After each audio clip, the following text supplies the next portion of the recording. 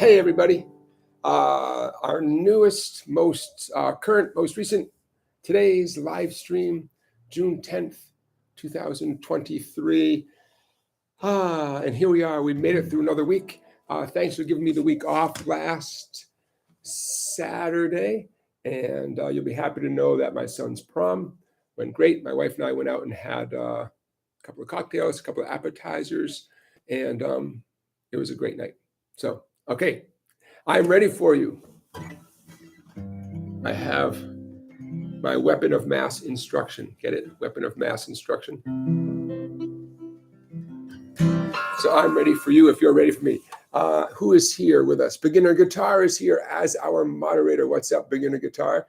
I see Stephen is here. Nice day in New England to pick and party, says Stephen. And it is a nice day in New England because the smoke from the Canadian fires seems to have drifted away from us because I saw some blue sky today. Harmonica and guitar progress. Hello, you are in New England also. All right. So we're representing the Northeast here. So folks, it looks like we have a handful of people here. I'm checking the statistics here. Excellent. I hope you can hear me okay. Somebody asked me something. Oh, while we are waiting for the questions to come in. Ooh, I'm going to mute my phone here just in case. I came up with a handful of questions here. Hey, Matthew. Matthew, wait, you're supposed to be busy. Matthew, what are you doing? I thought you had plans tonight, Matthew. Matthew, enjoy your night with your family tonight.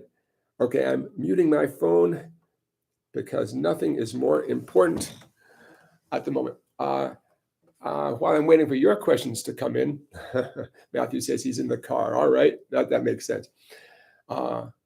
I came up with a handful of questions that I get asked a lot. So while I'm waiting for your questions, I thought I'd put some of my own questions into the mix here. So first question of the day from my list of popular questions to ask guitar teachers. How long does it take to get good at the guitar? And I do have an answer. And it's an answer that's changed over the years, but I do have an answer. But I want you to think about that. What if someone asked you, how long does it take to get good at the guitar? Either how long are you personally hoping it takes if you are a relative beginner on the guitar, or how long have you been told it takes to get, quote, good at the guitar? Or maybe you are, pretty competent at the guitar, and looking back, how long did it take you to get, quote, good at the guitar? It's a complicated question. But the answer is 2 years. There you go. Asked and answered. 2 years. It takes 2 years. Now, to be more specific, I used to tell people 1 year because so much progress happens in 1 year of really studying and playing the guitar. So much good stuff happens in the first year. That is a very convenient answer. Also, it doesn't sound scary. So I used to tell people it takes a year to get good at the guitar.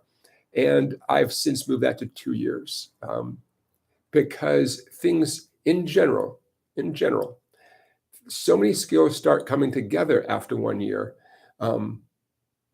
but they really come together and turn into music in between year 1 and year 2. So now I tell people, give yourself 2 years before you get too judgmental at yourself, on yourself. So again, I'm opening the today's live stream with one of my own questions that I receive a lot. How long does it take to get good at the guitar? The short answer, now this is a big question, but the short answer is I tell people, give yourself 2 years. But that's 2 years of taking lessons in some form or another, 2 years of playing every day, basically every day, not for 5 minutes, but putting in, an hour a day. Give yourself 2 years. So the flip side of this question is, don't beat yourself up for the first 2 years, okay? Meaning, you get a guitar, you start playing. After a few weeks, your fingertips are sore, only a few chords even sound halfway decent. You don't know any songs all the way through. It's been 4 weeks. You're like, what the heck? So my advice to you is no beating yourself up for the first 2 years. At the 2 year point, if you want to call yourself names and do a Pete Townsend, smash the guitar, I understand. But short answer, give yourself 2 years and you'd be surprised how much progress you can make in the first 2 years of playing the guitar. Okay, so that's a common question that I've got many times. And that's my short answer. Of course, what it means to be good at the guitar, that's I know that's a whole thing we can unpack down the road. Okay, but 2 years. Okay, so let's see who's here. Dwayne, hey Dwayne, thanks for checking in. Jerry from Springfield, Missouri. Jerry, you got my book. Excellent. Jerry ordered that book back there, Easy Guitar Chord and Lead Tricks, written by me, published by Hal Leonard Publications. And I hope you get yourself a copy too. You can get it directly from me via my website. You can also get it from Amazon, especially if you're outside the US. Then you kind of have to get it from Amazon or some other music retailer. I'll sell you a copy if you're in the US. Who else is around? Dwayne is in Omaha. Hey, Dwayne. I see Beginning Guitar has a question. I will get to your question, Beginning Guitar, in a minute. Bill says hi from Chicago. Okay, Bill, I'll get to your question too. I see, hey, Dwayne. Dwayne is a retired cardiac surgeon. So if you have any cardiac questions, post them here for Dwayne, okay? That'll be like a side chat. Who else is here? Peter from Los Angeles. Hey, Peter. Cinema Music 55. Hey, over in Merry, England. Cinema Music, what time is it where you're at in England? I'm just curious. A to Z me, play a drum solo. All right. Whatever makes you happy. Okay, let's get down to another question. Beginner Guitar asks, intervallically, what are the numbers of a major pentatonic scale? And then also minor pentatonic scale. Okay, and I see, So I will answer your question very quickly. Major pentatonic, 1, 2, 3, 5, 6. But what does that mean and why do we care? Okay, the pentatonic scale, 5-tone, pentatonic 5-tone scale, for some reason that is beyond the scope of this live stream, the pentatonic scale, minor or major, has been almost universally accepted as a great sound, a great sequence of notes, the pentatonic scale, whether it's the major pentatonic or the minor pentatonic. You can find the pentatonic scale all over the world. Maybe not in every single culture, but in a lot of cultures. There's something about the pentatonic scale that is very appealing to the human ear. So it gets used a lot for writing melodies and for playing guitar solos. And you want to learn the pentatonic scale because it's so popular, both for playing your own solos or making up those signature guitar riffs or learning someone else's riffs, because very often the song that you want to play, the guitar riff that you want to play is, the riff is based on a pentatonic scale. So a major pentatonic scale, you take a major scale, do, re, mi, fa, sol, la, ti, do, but you omit a few notes. You play the first note of the major scale, the second, the third, you skip the fourth, you play the fifth and sixth, and you skip the seventh. Okay, so your guitar solo, the intro riff, the signature of the tune, whatever, is based on the first, second, third, fifth, and sixth notes of a major scale. There's something very appealing. Why? I think I might play it for you right now. Oh. Name that tune based on the major pentatonic scale. Someone put it in the comments. Quick, what song is that? And then it changes. One of the most famous uses of the first, second, third, fifth, sixth octave. I play better than I sing. One of the most famous uses of the major pentatonic scale. Bill R. Ding, ding, ding, ding. Winner, winner, winner. My Girl, right? The My Girl riff is a C major pentatonic scale. C, D, E, G, A, high C, followed by an F major pentatonic scale. I bet I have a video on My Girl. I must. Check it out on my YouTube channel after the live stream. Yeah. C major pentatonic over to F major pentatonic. That's a heart. And then the minor pentatonic scale. By the way, the word minor, as soon as you hear the word minor, you should start thinking flatted third. What does that mean? Whether it's a minor chord, minor scale, minor pentatonic scale, it's related to a major scale with one definite, unavoidable modification. You play the flatted third degree of the minor scale. So the intervals of a minor pentatonic scale, 1, flat 3, 4, 5, flat 7. Remember, 5 tones, pentatonic. 1, flat 3, 4, 5, flat 7.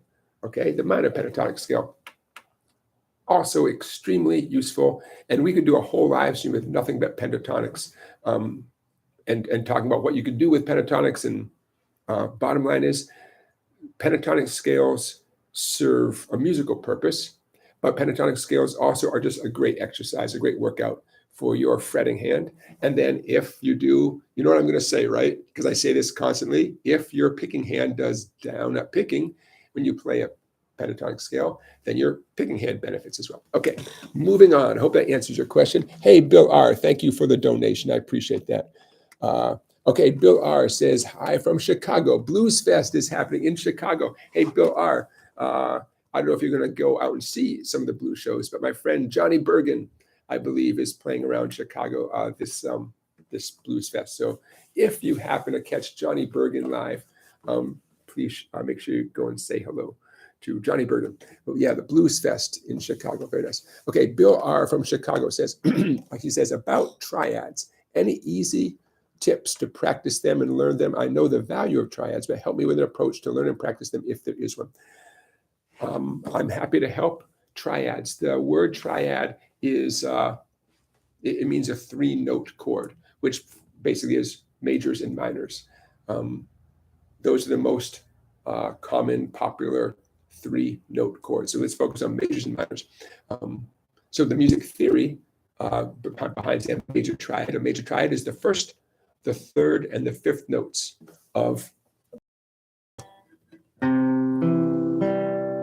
I'm grabbing a C major and I'm plucking the 5th string and the 4th string. That's one example of a triad. There's a million examples of triads all over the guitar, but that's one example right there. By the way, for those of you who are Three Stooges fans, I associate this with the Three Stooges poking their head around the doorway and going, hello, hello, hello. That was my introduction to a major triad. Hello, hello, hello. And the Three Stooges. Profound influence on my musical life. Larry, Moe, and Curly. So a triad, that's the theoretical definition of a triad, a 3-note chord. So in terms of learning triads up the guitar, up the neck of the guitar, all over the guitar, I'm gonna get you started, but this will simply be a start, and I'm going to use a D major chord here as my grip. And Bill, you can tell me if this is, now you might already know what I'm about to illustrate here, but maybe not. And even if you do, I think someone else would benefit from this. I'm choosing a D major chord because you can see I'm fretting 3 notes, right? D chord, 3 notes. Each note has a different name. A with a pointer finger, D with the ring finger, F sharp with the middle finger. Okay, those are all you need for D chord. If you only strummed those 3 notes of a D major chord, no other strings whatsoever, just the 3 skinny strings, that's enough. You have fulfilled the legal requirement of a D major chord. Okay, you can take that 3-note D major chord, move it up and down the neck. You are now playing major triad. Actually, you can even move it one down, back down that way, right? You're now playing major triads up and down the neck. Every one has a different name until you run out of names and it starts back at D again, right? Every 12 frets, the guitar repeats itself. So if I were up here at 14 and 15, I'm back at D again. Okay, so does that make sense? I'm using D as an example. I could use another chord, but D is very useful because it's the 3 skinny strings. It helps us focus. So one way to play triads up the neck is to play it as a D grip. I'm going to call it a D grip because as soon as you move either backwards one or forwards, the name isn't D anymore. Your left hand thinks it's D because it feels like that nice familiar grip, but the name changes as soon as you glide up one fret or whatever, the name changes and you move through the musical alphabet. So that's based on your question. That's how I would explain. That's the first example I would give of a triad that can be moved up and down the neck to produce major chords everywhere you go. A minor triad, check this out. You know when you do an E minor chord? We love E minor, right? Okay, a minor triad, E minor. You know how there's the open first, second, third strings? When you strum an E minor chord, you're only touching, the A and the D strings. Okay, on an E minor chord, the responders are responding. If you only strummed the first three open strings, that is technically an E minor chord. An E, a B, and a G, you're done. So you could get away with just strumming three skinny strings. That's E minor chord. This is relevant because I'm about to take that 0, 0, 0, that E minor triad. Okay. I'm going to fret it at the first fret. 1, 1, 1. Make a nice little bar. That is also a minor triad. That's an F minor triad. F minor. Okay, you with me? Because if 0, 0, 0 is a valid minor chord, then so is 1, 1, 1. It's F minor, F sharp minor, G minor, G sharp minor, right through what I call the musical alphabet. You get to 12, 12, 12, you're back at E minor again. Okay, so there's a minor triad that glides you up the guitar. Okay, so Bill, again, your question was any tips on practicing and them learning them? Those are two grips. I'm going to call them grips with your left hand that help you in a physical sense. Now, physically, you have something you can move up the neck of the guitar, and you can be that guy.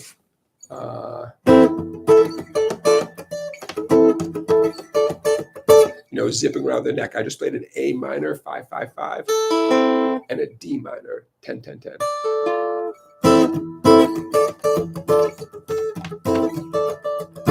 Okay, so in a physical sense, now you have a little workout. Musically, one thing I neglected to mention, the root note. When you do this one finger minor triad, the root note that gives the chord its name is, found on the skinny first E string. So when I grab 1, 1, 1, I make a little bar, first fret, first three treble strings. I'm only strumming those strings. The root note happens to be on the first skinny string. That's the note F. Therefore, that is the F minor chord. You gotta take my word for it, okay? F minor. That's the note F sharp on the skinny string second fret. That's an F sharp minor, and so on. So in this particular triad, the root note is found on the first string. Now I make a big deal about saying this particular triad because going back to the D, I neglected to mention, or neglected to make a big point of it. When you grab a D chord, your ring finger, second string, third fret, that's the note D. So this particular grip, the root note is always the note that your ring finger is pressing down on the second string, okay? Root note on the second string, okay. No big deal. Sometimes the root note's on the first string, sometimes it's on a different string, okay? Okay, so Bill, I hope that gets you started. I have a couple of YouTube videos on up the neck chords. I posted those in the last few months. So those videos, I'm pretty sure directly address this. So check out those chords. Okay, I'm going to say a few more hellos here. Bear with me. Let's see who's around. Bill, you're very welcome. Okay. Stephen says he's been playing guitar for 4 months, still working on G, C, and D with no finger mute. Yep, I hear you. I understand. Cinema Music says it's a little after 10 o'clock over there in England, 10 p.m., he says. Okay. Yep. Well, Cinema Music, thanks for staying up late. I appreciate it. A to Z, M-E says music theory is hot. It is. Music theory is where it's at. And here's why. Music theory allows you to choose really beautiful notes. It allows you to do less with more. No, more with less. Music theory allows you to play one or two sweet notes that sound so great because you know what fits, because you know what happens. Or if you're writing a song, music theory helps you, give you some ideas of what chords could follow the chords that you already have. Music theory, without music theory, you're doing a lot of hunting and pecking and a lot of guessing, and it doesn't have to be that way. It just doesn't have to, Dwayne says, I got fingerstyle guitar by Ken Perlman at your recommendation, working on Freight Train. Yes, Dwayne, awesome. That's a book that I mentioned previously. It is certainly not the only fingerstyle guitar book out there, but it's one that has been around forever, and I recommend it. Fingerstyle Guitar by Ken Perlman. Peter is a retired information systems specialist. Well, you did two things right. You retired. That gives you hopefully a little time to play the guitar. And information specialist, man. Information is power. So you applied your brain in a healthy way during your career. Excellent. Congratulations on being retired. You can tell me what it feels like. Okay. Cinema Music, I like this comment. He says, he or she, I'm so sorry. Cinema Music says, a good thing when starting to learn the guitar is turn the guitar around lefty, and you'll see just how much music you've actually learned, Definitely. Guitar teachers, when we go to the special guitar teacher bar and we talk about guitar teacher things, I wish there was such a place. One of the things we share is, hey, if you ever want to remind yourself of what your student feels like when you say, hey, play me whatever, they feel just like the guitar teacher would feel if the guitar teacher held the guitar backwards, right? And when I do that, you instantly have my sympathy. So yeah, not a bad idea. Okay. Stephen Mannion says he has seen the My Girl video, the one that I made. Hopefully that's because I think I made that video. I must have, right? On my YouTube channel. North Country Fisher, welcome. Hi, Jonathan. Hope you are well. I am well. I hope you are well, too. The circle of fifths, A to Z me mentioned the circle of fifths. Yeah, we'll get to the circle of fifths. Instead of spontaneously addressing the circle of fifths like right now, I'll probably make a little lesson plan and take maybe 5 or 10 minutes of a future live stream chat and run you through my take on the circle of fifths. But by my take, meaning how I would introduce it to someone who's never seen it before. But I want to plan ahead a little bit because it's a beautiful tool to use, and it's worth me taking a few minutes outside of this live stream and making a plan and then presenting it to you that way. Plus, that's my idea of a good time. Okay, circle of fifths. I'm going to take an hour, go to a cafe, get a cup of coffee, get my pencil, my paper, and start like planning my circle of fifths, tutorial. That is my idea of a good time. You got to have coffee and something sweet. But yeah, I can't wait to do that. My little mind is already working on that. And North Country Fisher says, can you explain why we need to know the circle of fifths? Yeah, so the short answer is well, there's no, that's the thing, there's no short answer. The circle of fifths is chock full of music theory information that if you simply memorize the circle of fifths, it's not hard to memorize. I mean, it takes a few minutes and a few, give yourself a few days, whatever. But if you could magically keep the circle of fifths in your memory, as you sit down and play the guitar, you can begin to name things that you're doing. So instead of simply strumming G, C, and D, G, C, and D now have a relationship. They now are a family. You say, oh, G, C, and D, okay, they go together. And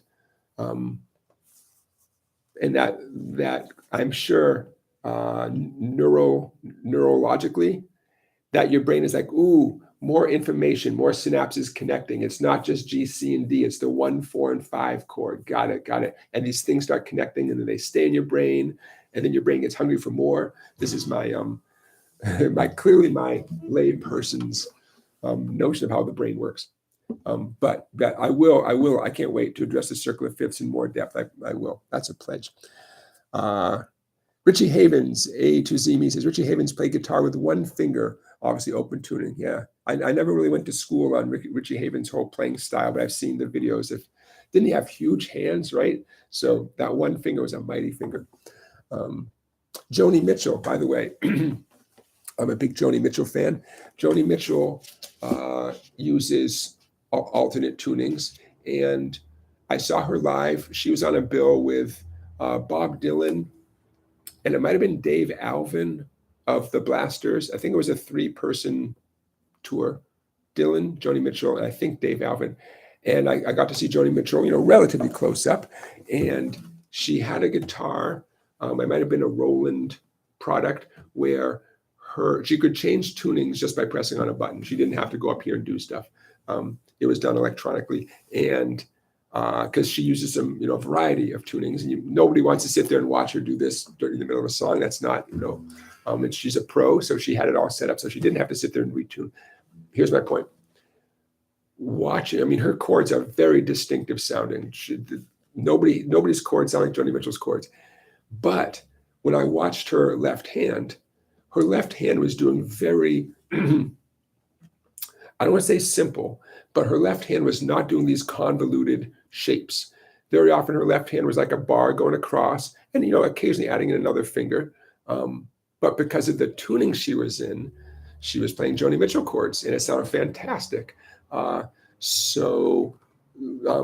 This just jogged my memory when you mentioned Richie Havens with an open tuning and 1-finger chords.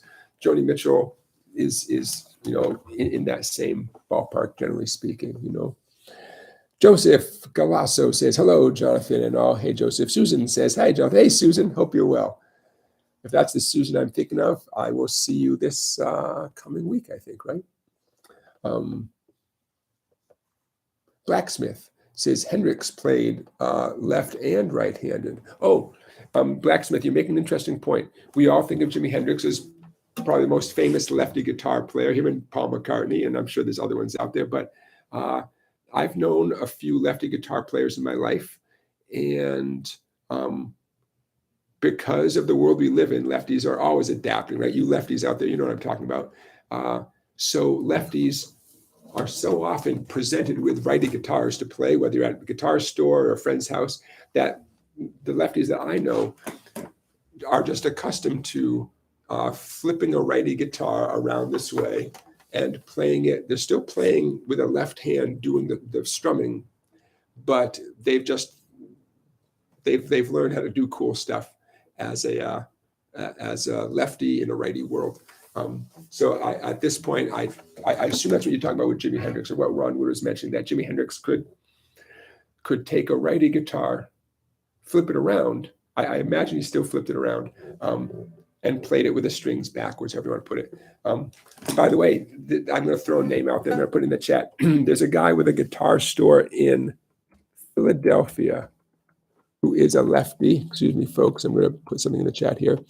And he posts a lot of videos on social media. And he is a lefty. But so in a lot of his videos that he posts about some new cool guitar he just got in or whatever, he does what we're talking about. He takes a righty guitar, but holds it like a lefty and plays kind of back. And he sounds, good enough to show us what the guitar sounds like. So the name of the guitar store in Philadelphia is, you ready? Philadelphia Pinto Guitars. He just seems like a cool guy. I like following him on social media. And he has his own brand of guitars, but he always has cool, interesting vintage stuff in his shop. And he's an entertaining guy. So I highly recommend you check him out. Maybe you live in Philadelphia and you already know about the Pinto guitars. I don't know him personally, but he's I always like to see what he's posting and talking about. Okay. Caleb. Hey, Caleb. How are you? Keyboard. Caleb, what are you talking about? You talking about a skateboard? What are you talking about, Caleb? But welcome to the chat. Joseph Galasso says he liked my video on moving the D chord to different notes. Yeah, good. Go different. Sorry, I think you mean moving the D chord to different frets, and yeah, you get different chords, right? And hypothetically, you could play an entire song, especially if the song was exclusively major chords. You could play it all with a D grip. You, to be safe, don't hit any of the 3 fat strings, the open strings. Don't hit any of those, but.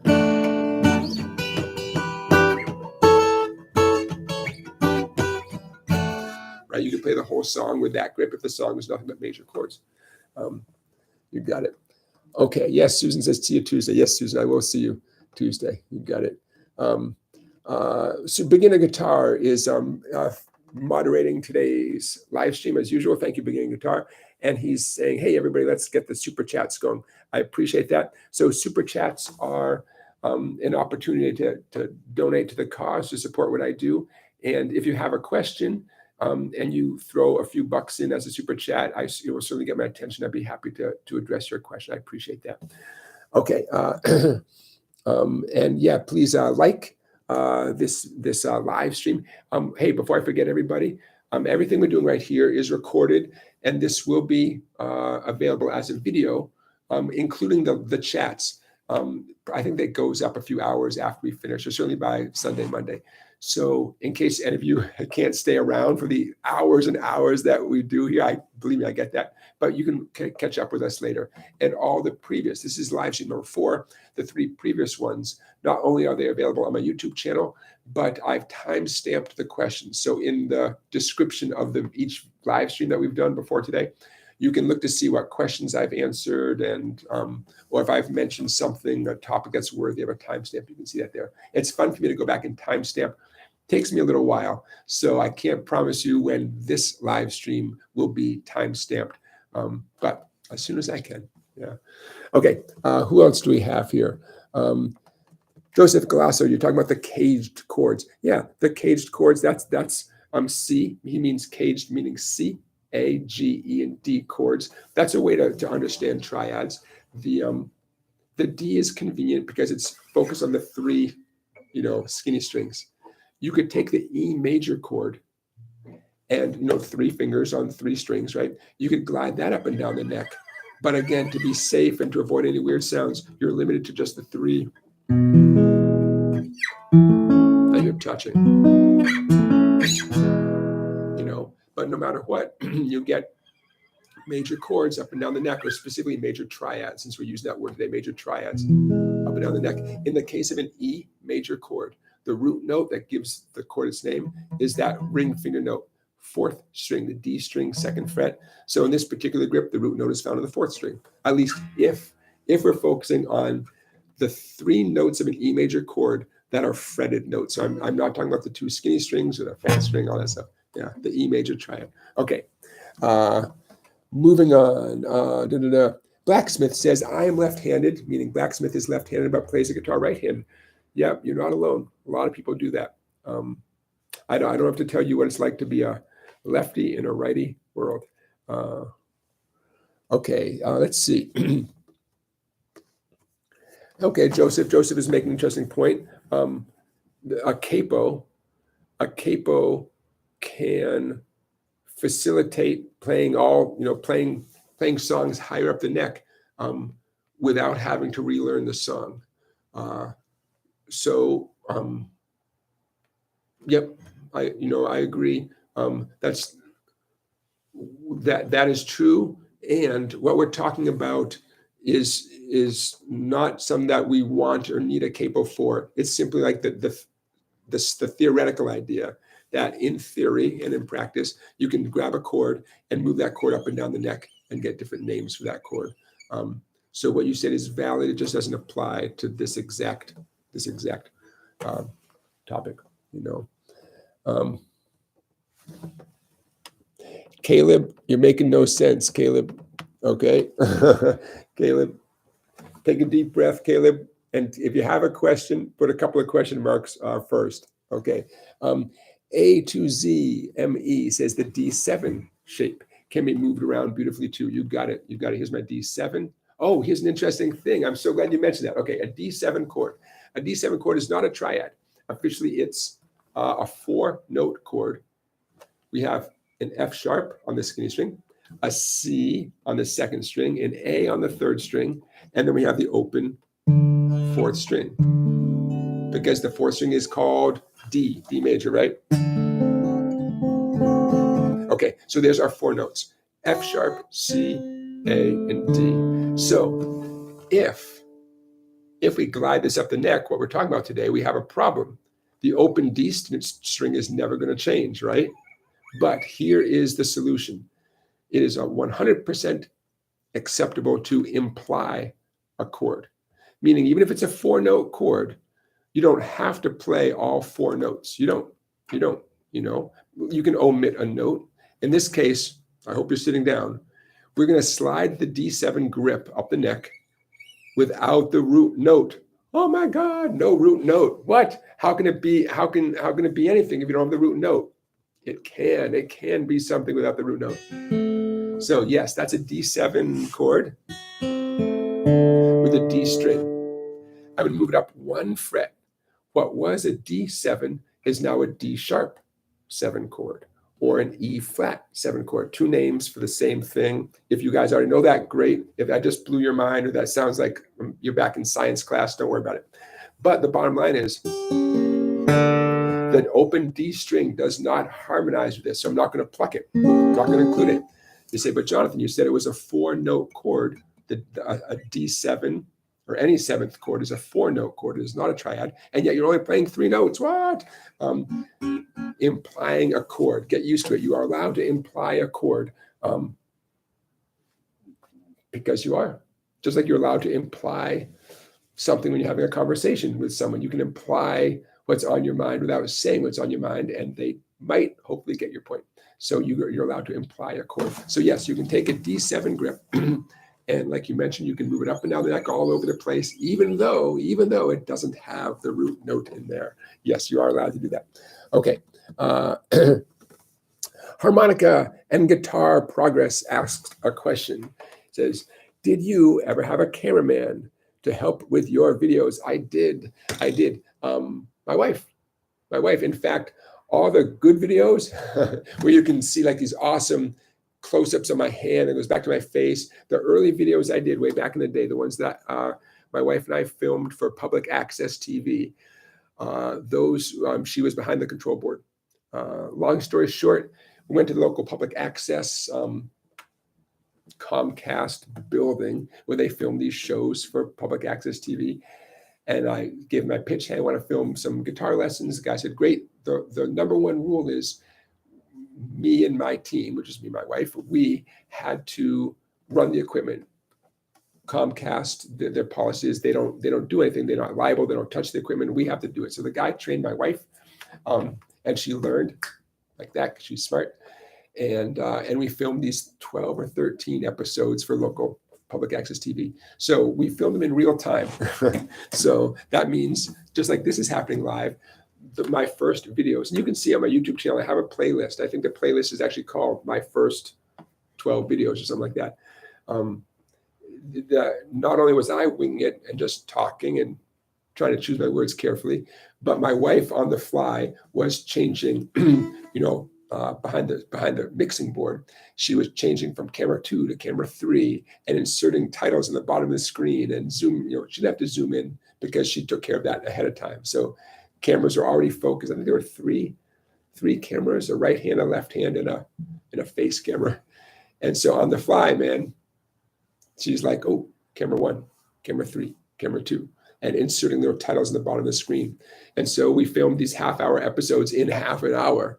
And then ultimately they ran on public access TV. I ultimately uploaded them to YouTube, and the rest is history, which, yeah, it's a crazy story. In fact, one of those videos, the one that's called the DCG trick, that is my greatest hit.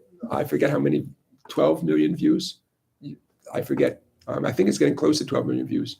That was filmed at the Comcast studio.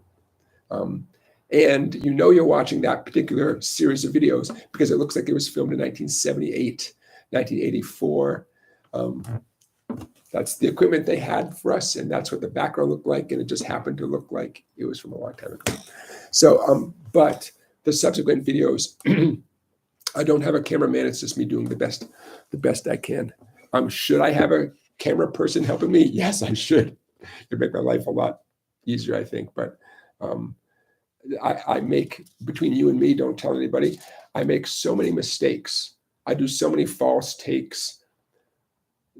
The person would be on suicide watch. Anyone who is helping me, like in real time, like filming me make these videos, it's not fair to do that to another human being. You think I'm joking? I'm not joking. It takes me way too long to get a nice clean take that makes it onto the final video. it's just better for me to do it myself. Yeah.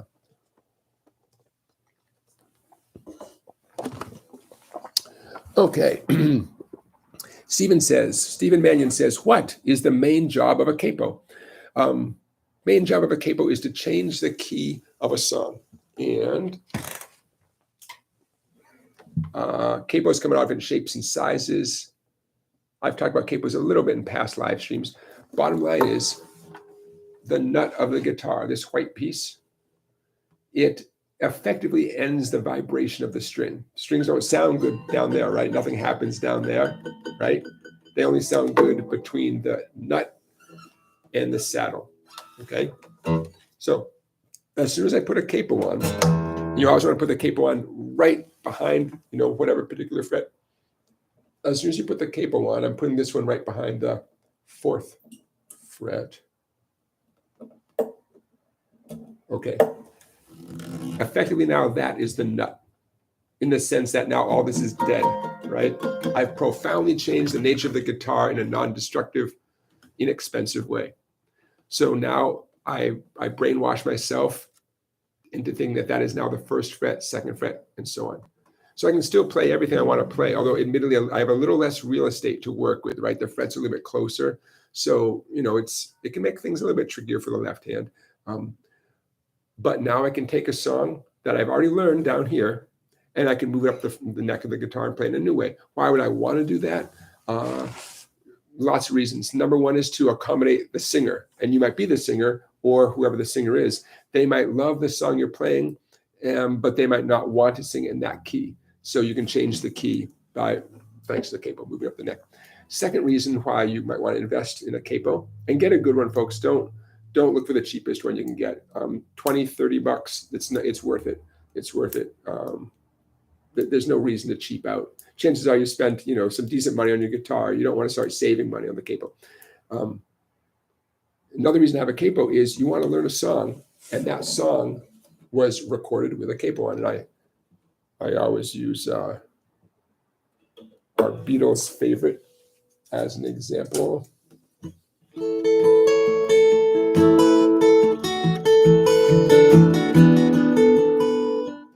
Okay, good old Here Comes the Sun, right?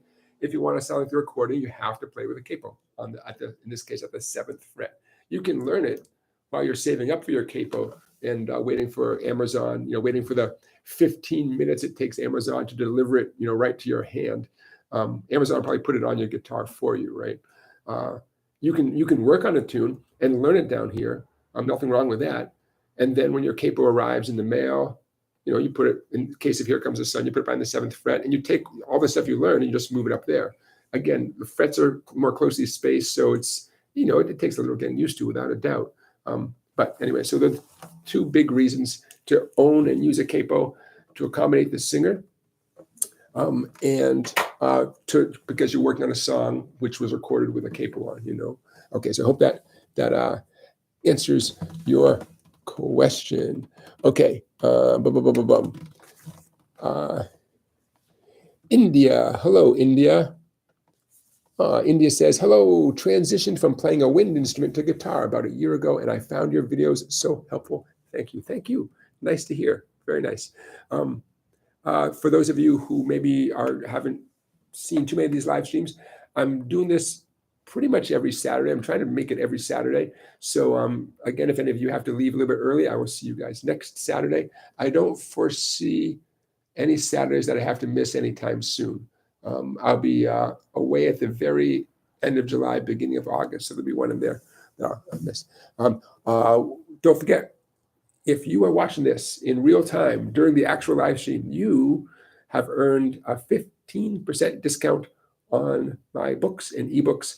If you scroll up to the very top of the chat, there's the website, www.song-bike.com, and the coupon code, which is Livestream15, Livestream15. That gets you 15% off, with my thanks for being here today.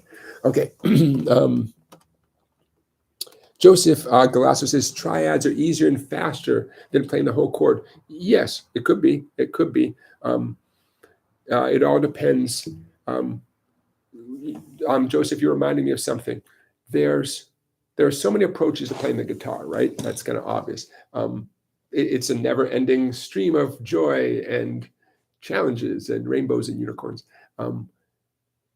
If you're trying to play exactly like a recording, then that is a very specific goal, and your opinions or your workarounds or your, those things are much less important because you're trying to play, let's say, Here Comes the Sun, exactly the Beatles recorded. On the other hand, and this is what you remind me of, Joseph, if you're playing the guitar for the sheer joy of playing the guitar, or if someone else is playing the tune, whatever the tune happens to be, and you are accompanying and you're adding, you're the icing on the cake, that opens up a ton of possibilities because you're not trying to imitate a very specific Beatles song or whatever. So, Joseph, in light of what you're saying there, if someone else is strumming a G chord, if I'm having a little jam session, or if I'm working with one of my students, and they're strumming a G chord, maybe they say, hey, I wrote a song, and my song goes like this, and they start strumming a G chord. Well, I'm not going to strum G that way. I'm going to do G in a different way. By the way, technically, that is a triad in the general sense that I am playing 3 notes there. I'm just playing lower and higher versions of those notes, so it's 6 strings. But I think the way you're using triad, you mean a 3-finger, 3-note, and only a 3-note triad. So if the student's doing G down here, I do G up like this. It looks like a D chord, right? D as in dog, but I'm at the 7th, 8th, and 7th frets. So not only does this keep me entertained because it gives me a chance to, keep my mind active and do G a different way, but it's such a sweet sound when one person's doing G down here and the other's doing G up there. It's beautiful. There's nothing like the sound of 2 guitars, especially 2 acoustic guitars played, with a little bit of, with a nice light touch, and you're listening to each other and you're complimenting each other. Oh, it's a beautiful thing. So, Joseph, when you said triads are easier and faster than playing the whole chord, they can be. And again, just to finish off my point or to reiterate my point, you can make all sorts of choices, playing things that are a little bit easier, a little bit faster, whatever, unless you are trying to learn an exact note-for-note version of some famous song. And if they play, G down here, then that's what you have to do, right? That's because that's what they do. Okay, you get the idea. Who else is around here? Don't forget, everybody, put a couple of question marks before your question, if you do have a question.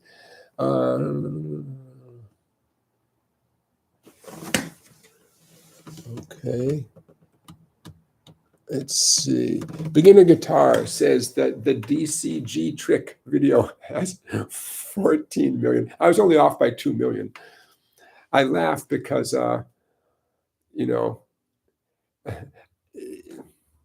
if I knew at that moment filming this little half-hour video in like 2011, 2012, whenever I filmed it, if I knew that it was going to, have meaning in the, for the future, for my future, I probably would have worn a different shirt. I would have done something with my hair. I don't know. Too late now. 14 million views. Holy cow. North County Fisher asks a great question. How do you deal with procrastination and lack of motivation when practicing the guitar? Yeah. Sometimes you're just not in the mood, right? Sometimes I get it. Yeah. I'm going to answer your question, but feel free to jump in. You folks who are listening here, we have about 40 people right now. So anybody who wants to jump in and give some of their experiences about getting out of a rut or procrastination, feel free to jump in. But North County Fisher here is some of the things that occur off the top of my head. If you're procrastinating, it could be that you don't really want to practice the thing that's on your music stand. Whatever is there is not something that excites you or motivates you or interests you anymore. It probably did at one time. Hopefully it did. But it's clearly not a thing that you want to learn right now. So, finding something new to practice, that's part of it. And that's a very general thing, but that can't hurt, right?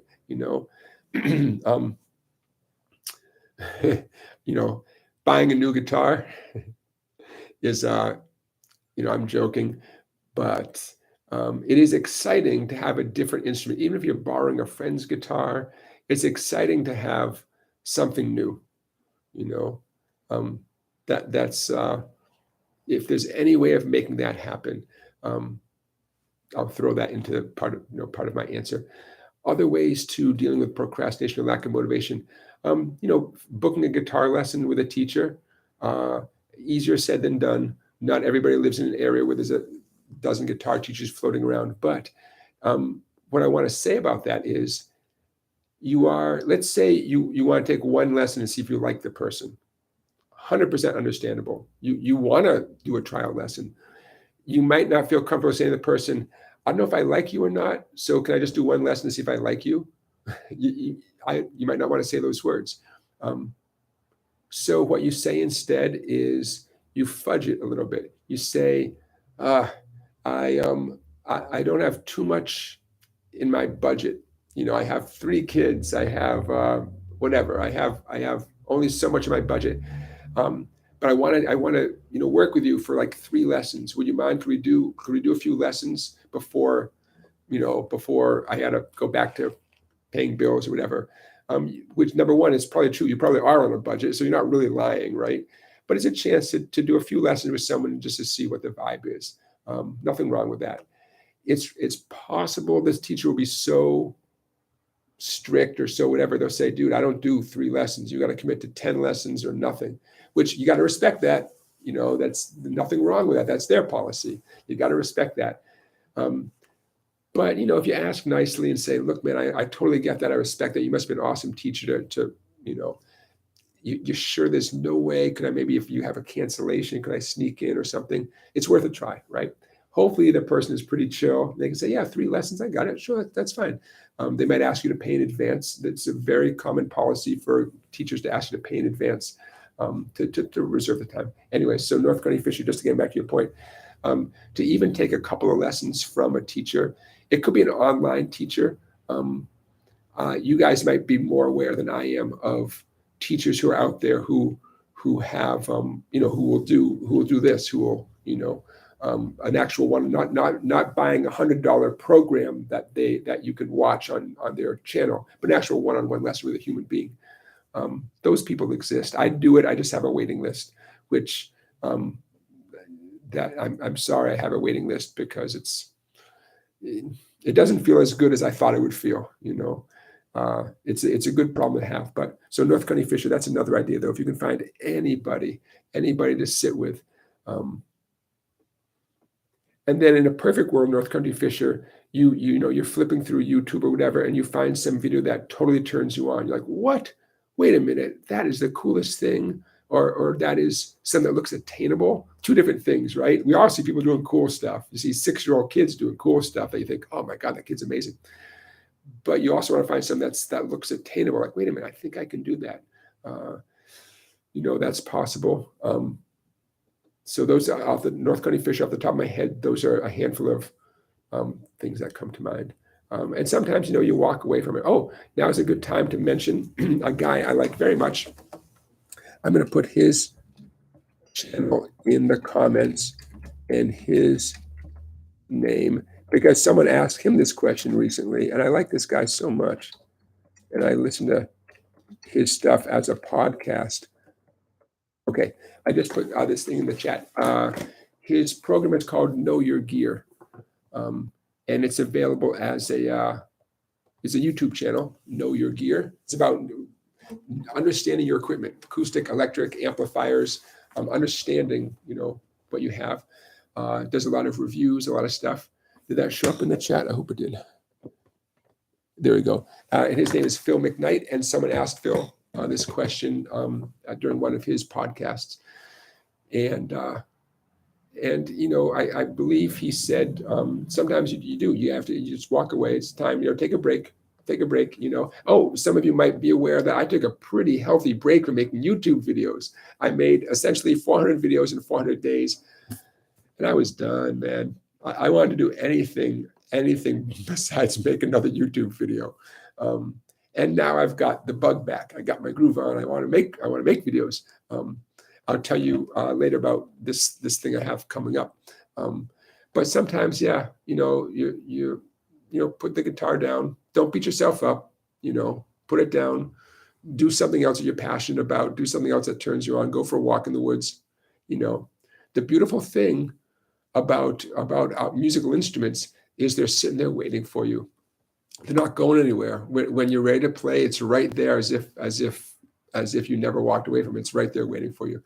So, anyways, I hope that helps, North Carolina Fisher. So I definitely encourage you guys to check out Know Your Gear with Phil McKnight.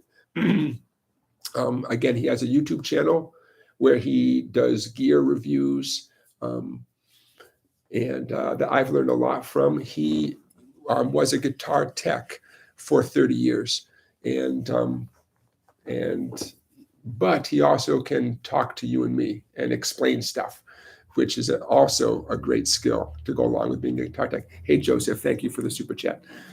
So check him out. And like I said, he does these live streams like I'm doing, and you can watch them on Fridays. Fridays at 6 p.m. Eastern. It's 6 p.m. for me. But he also, the live streams are recorded just like this is, so you can go back and listen to them later. So check them out. Know Your Gear with Phil McKnight. Hey, I see. I want to say a little. Beginner guitar. Thanks for that super chat. I appreciate that. Okay. Dwayne says, I found that I have learned more working and learning from your videos better than the instructors I've used here in Omaha. I appreciate that. Thank you. It bums me out because I do wish that all of you had a guitar teacher, a decent guitar teacher in your backyard, in your neighborhood. I know it's just not, it's not always that way. Having said that, gives people a chance, man. Give people a chance. Just you might do a little Google search, see who's around, and if you haven't already, and you might be surprised. I've had my shop. I'm sitting here in my little guitar shop in small town Connecticut. I've been here specifically in this shop in this location since 2006. We opened in 2006. I still get people who say, "Oh yeah, how long have you been here? I never noticed you before."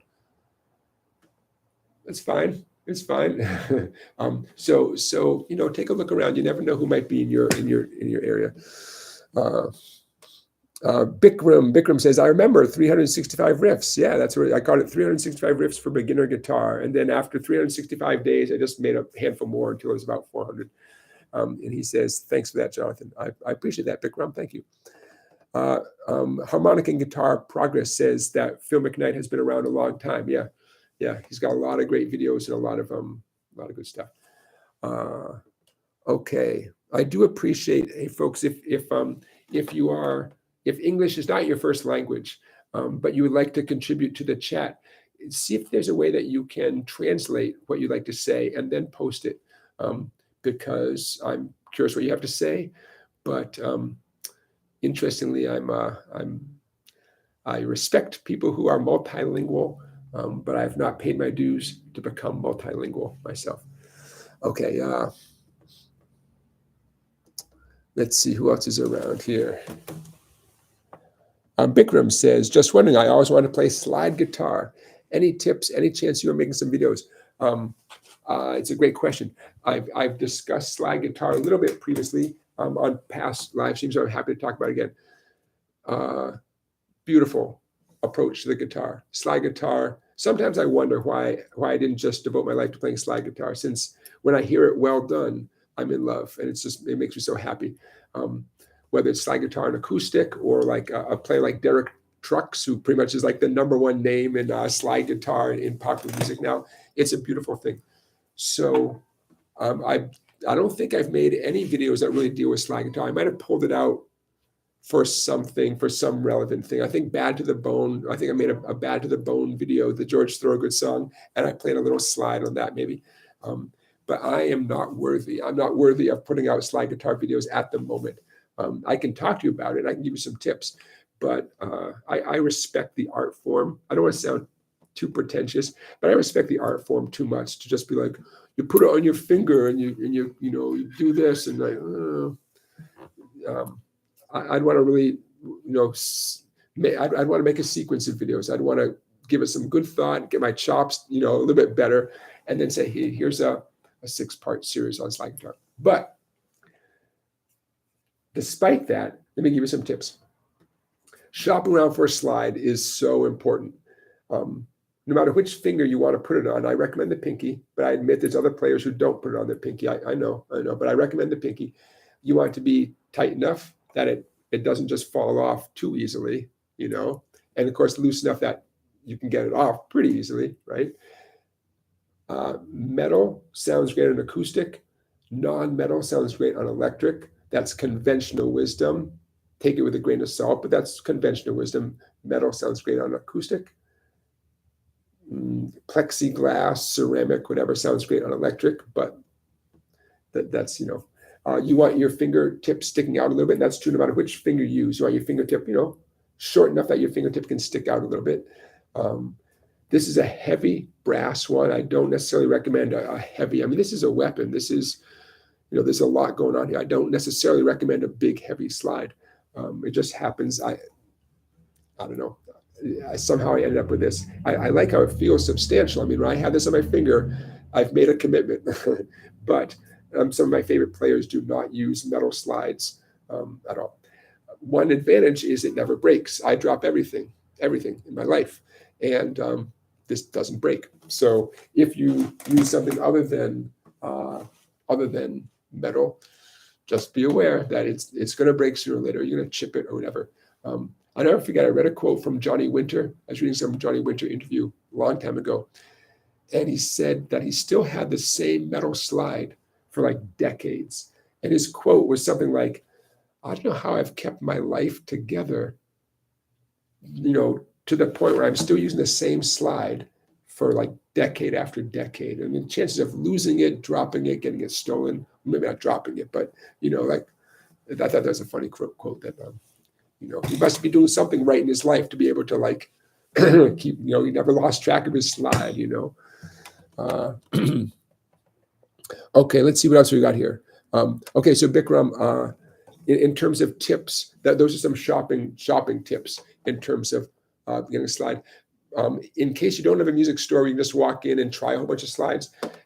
Be prepared to I personally would buy 8 slides and send 7 back. It's not going to kill a big company, whether that's Sweetwater or Amazon or whatever. Just check the return policy. But anything, it's so important. You don't want to put up with something that just doesn't feel right. The fit is so important. So my other big general tip in terms of playing slide guitar is you got to listen. You got to listen way more than you have to listen playing a regular guitar, because you are sliding to the right note, and the frets are really there as guides. The fret itself is not playing a part in achieving the sound. The way it is playing a part when you squeeze down, and the fret literally stops the vibrations at that exact point and does a lot of the hard work for you. Playing slide guitar is a lot more akin to playing a violin. But I look forward to getting my act together and being able to present a lot more about slide guitar. Okay, what else do we have going on here? DVO98 says, after playing and learning for many, many years, can you play any song by ear? Can I play any song by ear? Definitely not, but I get lucky sometimes. That's the short answer to your question. Sometimes I get lucky. I'll have a student say, I want to learn such and such a song. And it could be an old song or a new song, but something I've never heard before. And sometimes the structure, the building blocks, the ingredients of the song are so obvious. Like I hear G, C, and D. Like, I might have to, try a couple chords, but pretty quickly I think, that's a G chord. And then my instinct leads me to, include C and D, and I realize, wow, that's what the song is. Maybe there's an E minor. So every once in a while I look cool. Like I figure out a song in the length of the time it takes to listen to the song, 3 minutes. That is not always the case. My ear has got better, and yours will too, the more you play, for sure. But the simpler the song is, the more likely I personally am to figure it out pretty quickly, including if there's a guitar solo or whatever. I think in a previous live stream, I used Steely Dan as an example. I wouldn't, if a tune is sort of in that vein, a very hip tune with jazzy chord progressions, I'm not figuring that out by ear. I'm not even going to try. It's not, I go to Ultimate Guitar, like you guys, right? Ultimate Guitar, man. See what I can learn. Or I look to see if someone else has posted a video on it. Having said that, it's an awesome skill, to just work at a tune. And even if you could go to Ultimate Guitar, to work it out like everyone used to before the internet was invented, right? All of our favorite guitar players, all our legendary guitar players, clearly they figure stuff out by ear, or with the help of a friend, a teacher, whoever. But obviously, there's no other choice. There's lots of stories about people just wearing out a record, a vinyl record, is wearing it out because they listen to it over and over again, slowing it down with their finger as it rotates, trying to pick out stuff. Fantastic training. You got to be patient. You got to be so patient, Okay, hope that answers your question. I'm going to take a minute, and I mentioned before that I have another video I'm working on. It's just about, my plan is just about done. I mentioned this last time. I'll keep it short this time. The video is going to be the song Stand By Me, presented 10 different ways, but all 10 are accurate, meaning no matter which of the 10 ways I show, you can crank up the song nice and loud and play each of the 10 along with the recording. Each one fits the recording. And they get easy and harder and harder. And the 10th one is, I would say, the hardest of them all.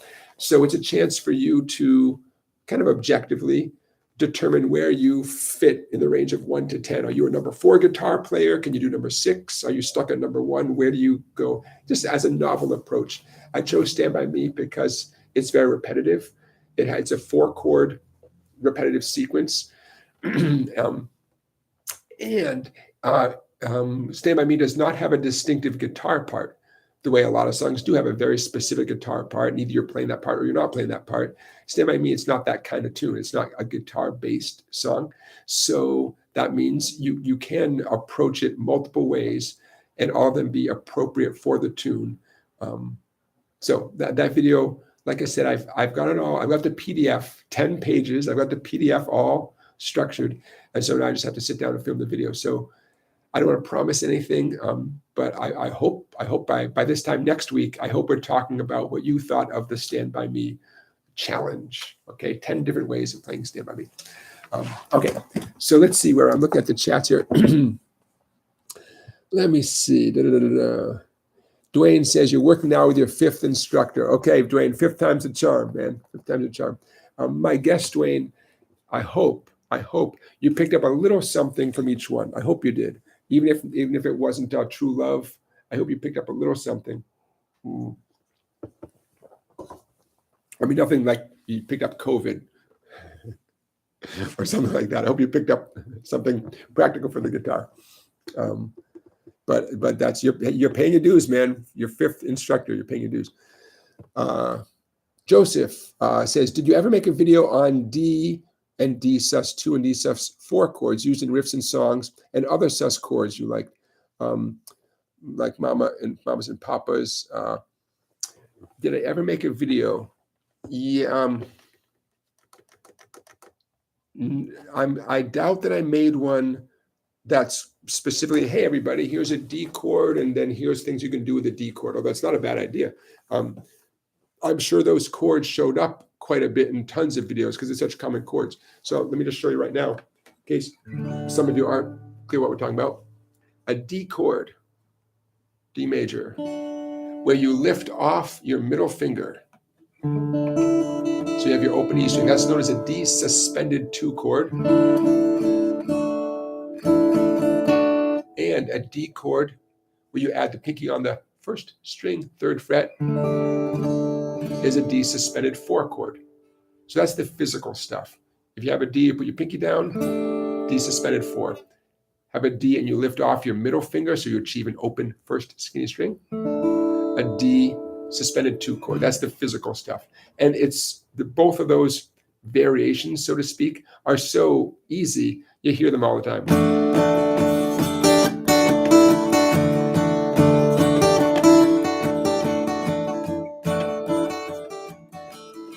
What song is that?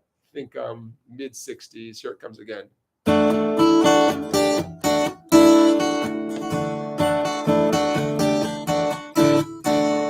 What song is that? The reason why. Oh, I can't say. What song is that? So that what you just heard, that's my lesson on the D suspended 2 and D suspended 4 chords. In terms of where the name comes from, I'll make this quick. Any chord that's described as suspended, it means that you've done something to the chord, so it's no longer major nor minor. That's a big deal, because major and minor, those are like chocolate and vanilla or whatever, the two big flavors. If it's not chocolate and vanilla, then what the heck is it? You're talking about something that's you're entering some uncharted territory. So the word suspended, that's what it means. It means neither major nor minor, specifically because you just altered it in some very tangible way. Just like, you saw me literally put my pinky down, right? And the fact that it's called suspended 2 or suspended 4, I'll make this short because this is opening a can of worms. A major chord, not suspended, a major chord is the first note of a scale plus the third note of a scale, a major scale, plus the fifth note of a major scale. The first note of a major scale, the third note of a major scale, and the fifth note. See, I'm going in this direction. Hopefully that looks good to you guys because it's counterintuitive for me, but I'm trying to do that on purpose. Okay, first, third, and fifth notes of the scale, you put them all together, you get a major chord.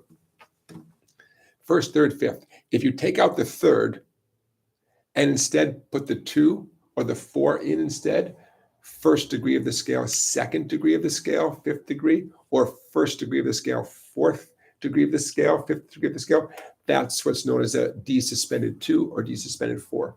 That third degree of the scale, remember 1, 3, and 5, that's the formula of making a major chord. The third degree of the scale is the note that determines if something's major or minor. So by taking that note out and putting in the second or the fourth instead, you have now suspended the chord.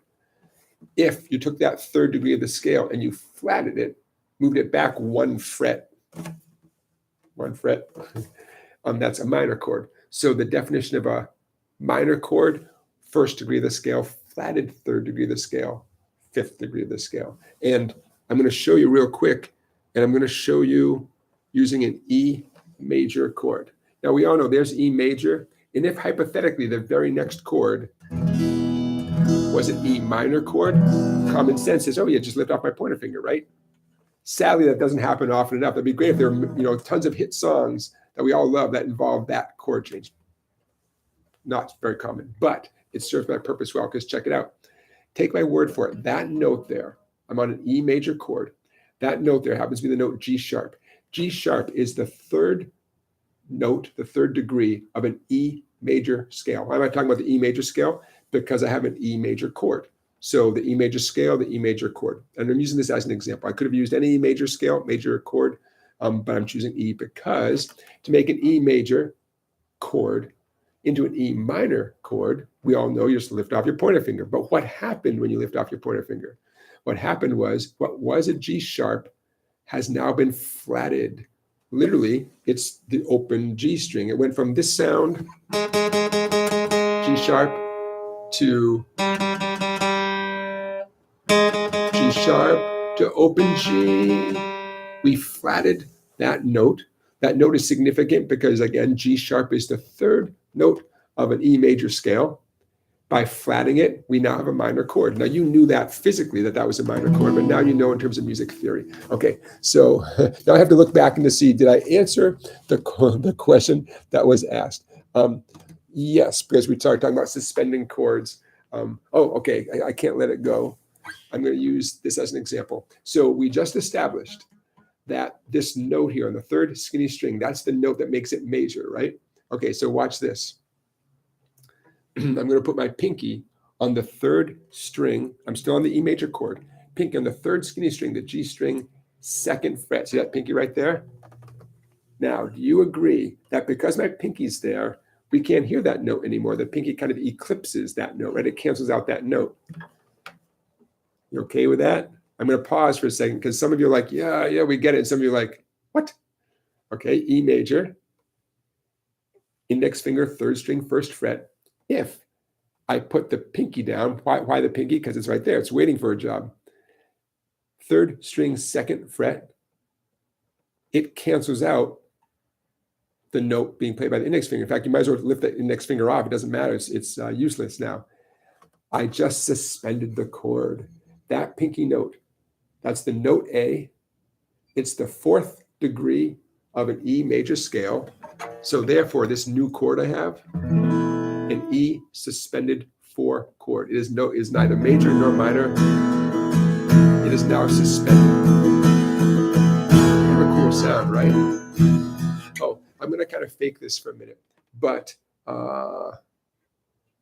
when you play a suspended chord and then go to the regular major chord, you get a famous tune. And how am I going to fudge this one?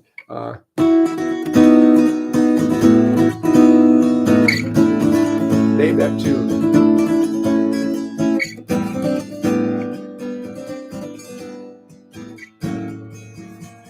I don't even know if I'm in the right key, but okay, somebody name that tune. The whole thing I just did there, and I apologize to Pete, Roger, and the late departed John and Keith. I apologize to them. But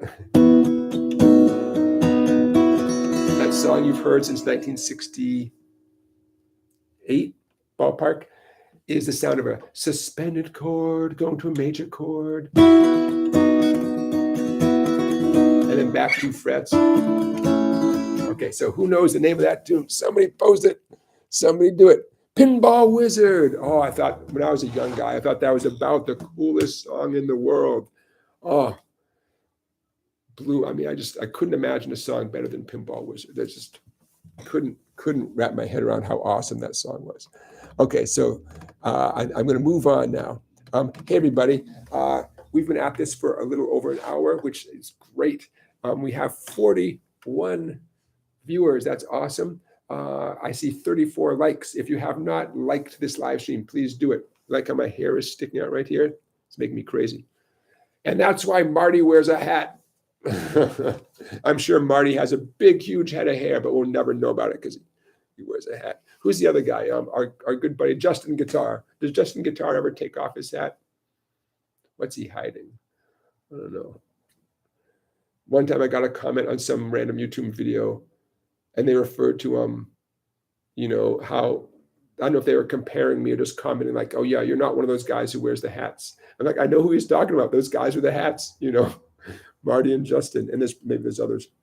Then again, a good hat solves a lot of problems. Okay, moving on. Let's see. A2Z Me says Freebird has a gorgeous slide guitar opening. And like I said, slide guitar is a beautiful thing. Booker Gray, are you asking a question how to palm mute or left hand mute? I'm happy to talk about that. Everybody else, if you have a question, don't forget to put a few question marks ahead. Palm muting. I'll keep this quick because I made a palm muting video a few months ago, but it's worth bringing up again. I'm happy to do it.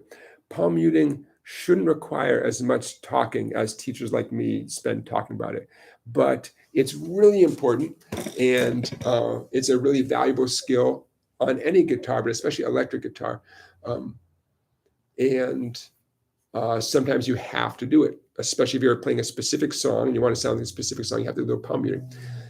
What I always want to be the case, I want to just say to people, oh, let the squishy part of your hand touch the strings and you're all set. Because that is how you do it.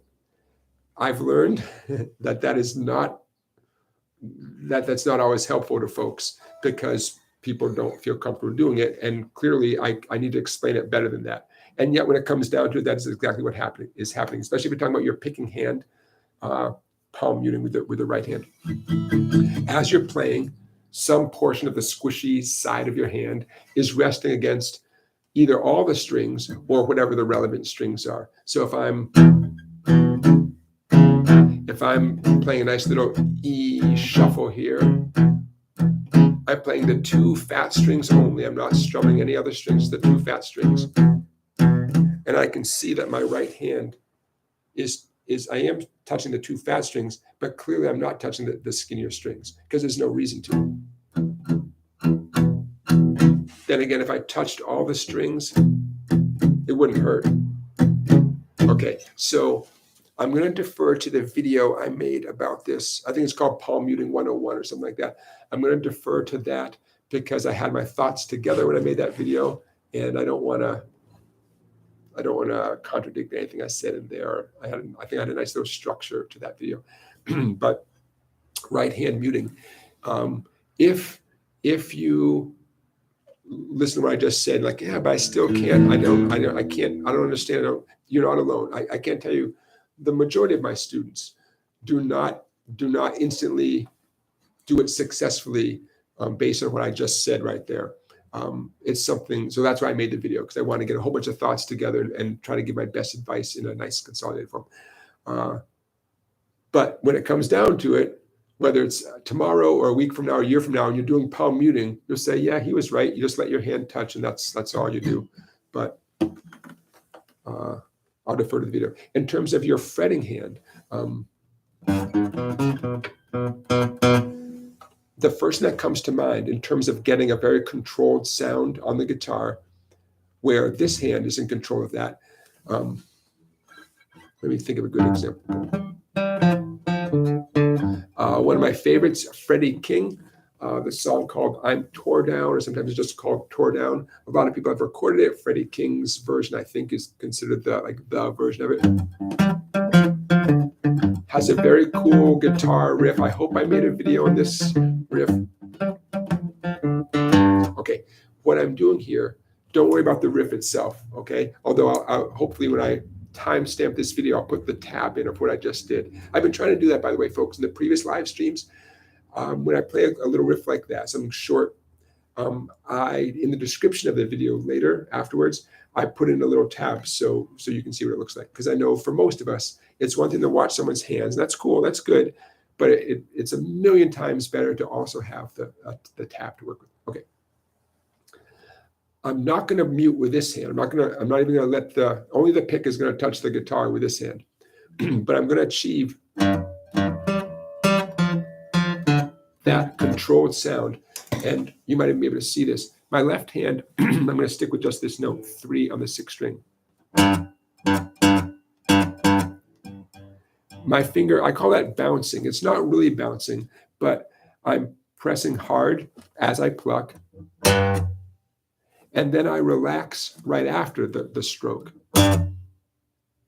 Here's the important thing. Notice I use the word relax. I do not let go of the string. I just, reduce my pressure. I relax. I don't have a better way to put it. That's how I would describe it. I think it's pretty easy. Basically I squeeze to get the sound, and then you don't squeeze anymore. So that's how the tore down riff sounds with only left hand. We can call it muting.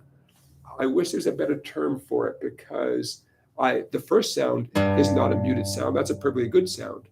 But let's call it muting for now. It's all coming from my left hand. Here's how it would sound if I did it all with just my right hand. I'm going to try not to do that bouncing thing, although it's such a... We'll see if I can do it.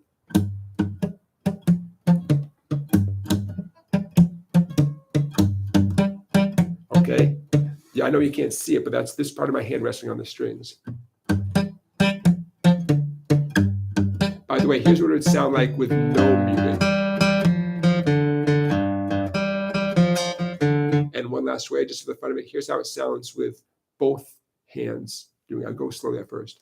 So palm muting with this and that little bouncing squeeze, relax technique.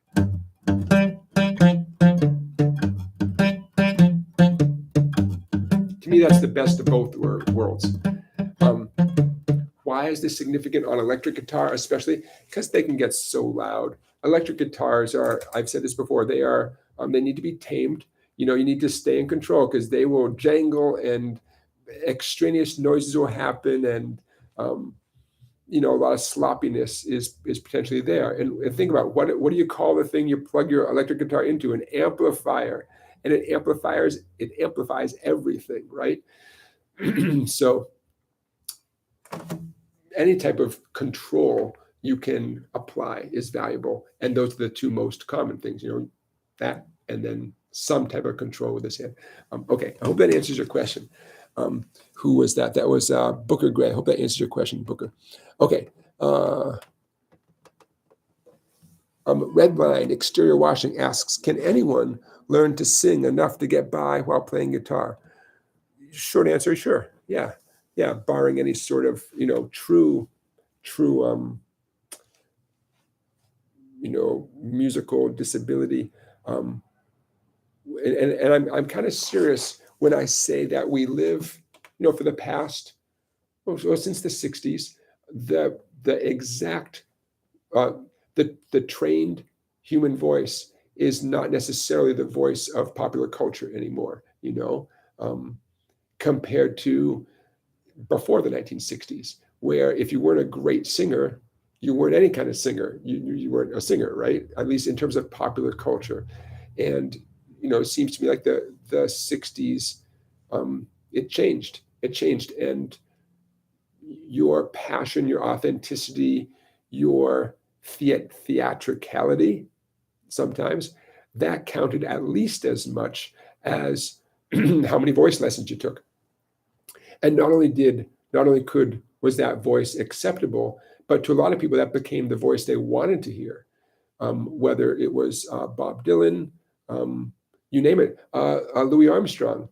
Louis Armstrong's voice, my understanding, a little bit before my time, but my understanding was he broke the mold when his singing became part of American culture, because that wasn't the voice. That's not how you sing, right? You don't sing. I mean, in terms of popular, again, I'm being very specific here, because there's what human beings do, which is sing, live life, and then there's what is commercially successful, in a culture. So off the top of my head, I give him credit for, cutting through all that and becoming an acceptable voice. Who wouldn't want to hear Louis Armstrong sing, right, man? Imagine living in a world where his voice wasn't part of your culture. You could have his voice on the airwaves. You could have his voice, or you could not have his voice. How sad would that be to not have his voice? But that opened the doors, even maybe not literally, but that, along come a whole lot of other people who, quote, can't sing.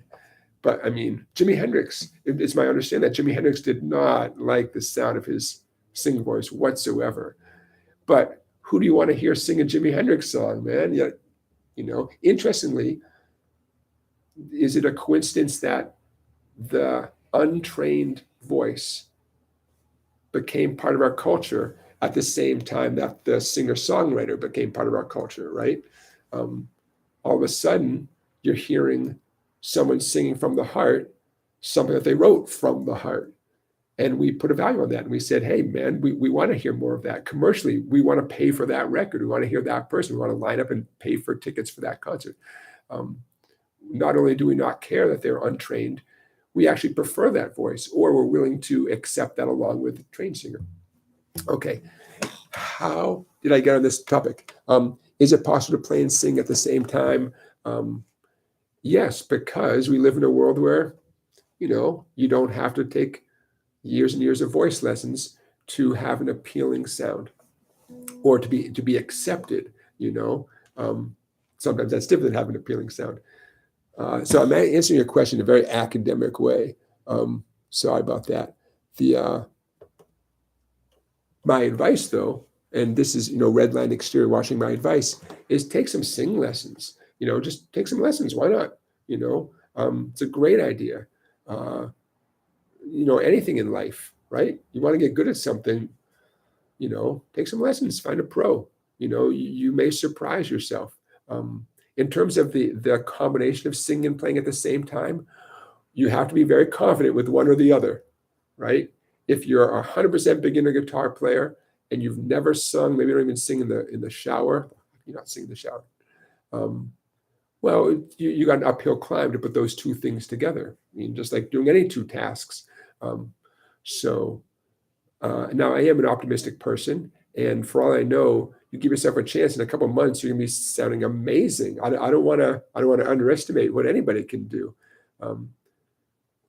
but I'm also I think playing and singing, playing any musical instrument, but especially the guitar or the piano, accompanying yourself and sing along. I mean, it's a source of joy, right? It's like I don't want to live in a world where that type of thing is discouraged at all.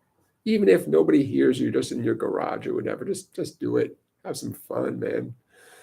No one here gets out alive, right? So if you want to play and sing, just do it. And if you can't do it with your favorite songs, make up your own song, man. Start banging on a chord, make up a song. Let's do it. Okay, let's keep moving on here. DNLUC9, welcome to the chat. Let's see. DVO98, you are very welcome. Bikram has a question. Personally, what do you play? Meaning me. When someone asks you, just play me something. I try to read the room. I do. I try to read the room. What is this person? What would they like to hear? I'm just experienced enough that I have a little range in my repertoire. So what would they like to hear? And then secondarily, literally, what is the room I'm playing in? So if I'm here in my music shop, that's one thing. If I'm in a guitar store, I don't know, then I try to take that into consideration as well. So what might I play? I can imagine myself playing a few classic rock riffs, like Sweet Home Alabama or something, if that seems to be the appropriate thing that might make someone happy. I might play a little finger picking, even just something simple like Freight Train or something. If I have an acoustic guitar, I know that's kind of quiet. So yeah, I try to read the room and see, what makes sense. Am I playing an acoustic guitar? Am I playing an electric guitar? But you can't go wrong with a few classic rock riffs. You can't go wrong with a nice little finger picking tune. Even something relatively simple sounds great. Maybe a little.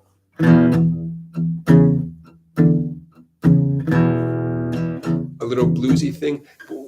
The common theme here is I don't try to show off. I don't try to show off because usually it doesn't work anyways. And not only is that a dumb, ego-driven way to, play the guitar, but usually I'm just so much more comfortable doing something simple that I've done a zillion times. And that's usually what the person wants to hear anyways. It's a great question. When someone says, just play me something, I think my wife has a few favorite things that she's heard me play. So if she were to ask, I think I have a few ideas of what she might like to hear. Bill R says, love the 10 ways approach. Look forward to it. He's referring to that Stand By Me video that hopefully will come out next week. Excellent. Okay. Let's see who else is out here. Danielle, welcome. Danielle says, I had fun working out the guitar for the tune My Attorney Bernie. My listening reference was the piano played by Blossom Dearie. Very cool. Very cool. Actually, I don't know that tune. I love the title, My Attorney Bernie, but excellent. Excellent. Let's see. Joseph has mentioned a couple of tunes that use the suspended chords. Excellent. Cinema Music 55 is talking about sitting in on jam nights helps improvement too. Yeah. Let's talk about that for a minute. David Belcher, he recognized a song that I played a little while ago. I Feel a Whole Lot Better by the Byrds. That was a thing.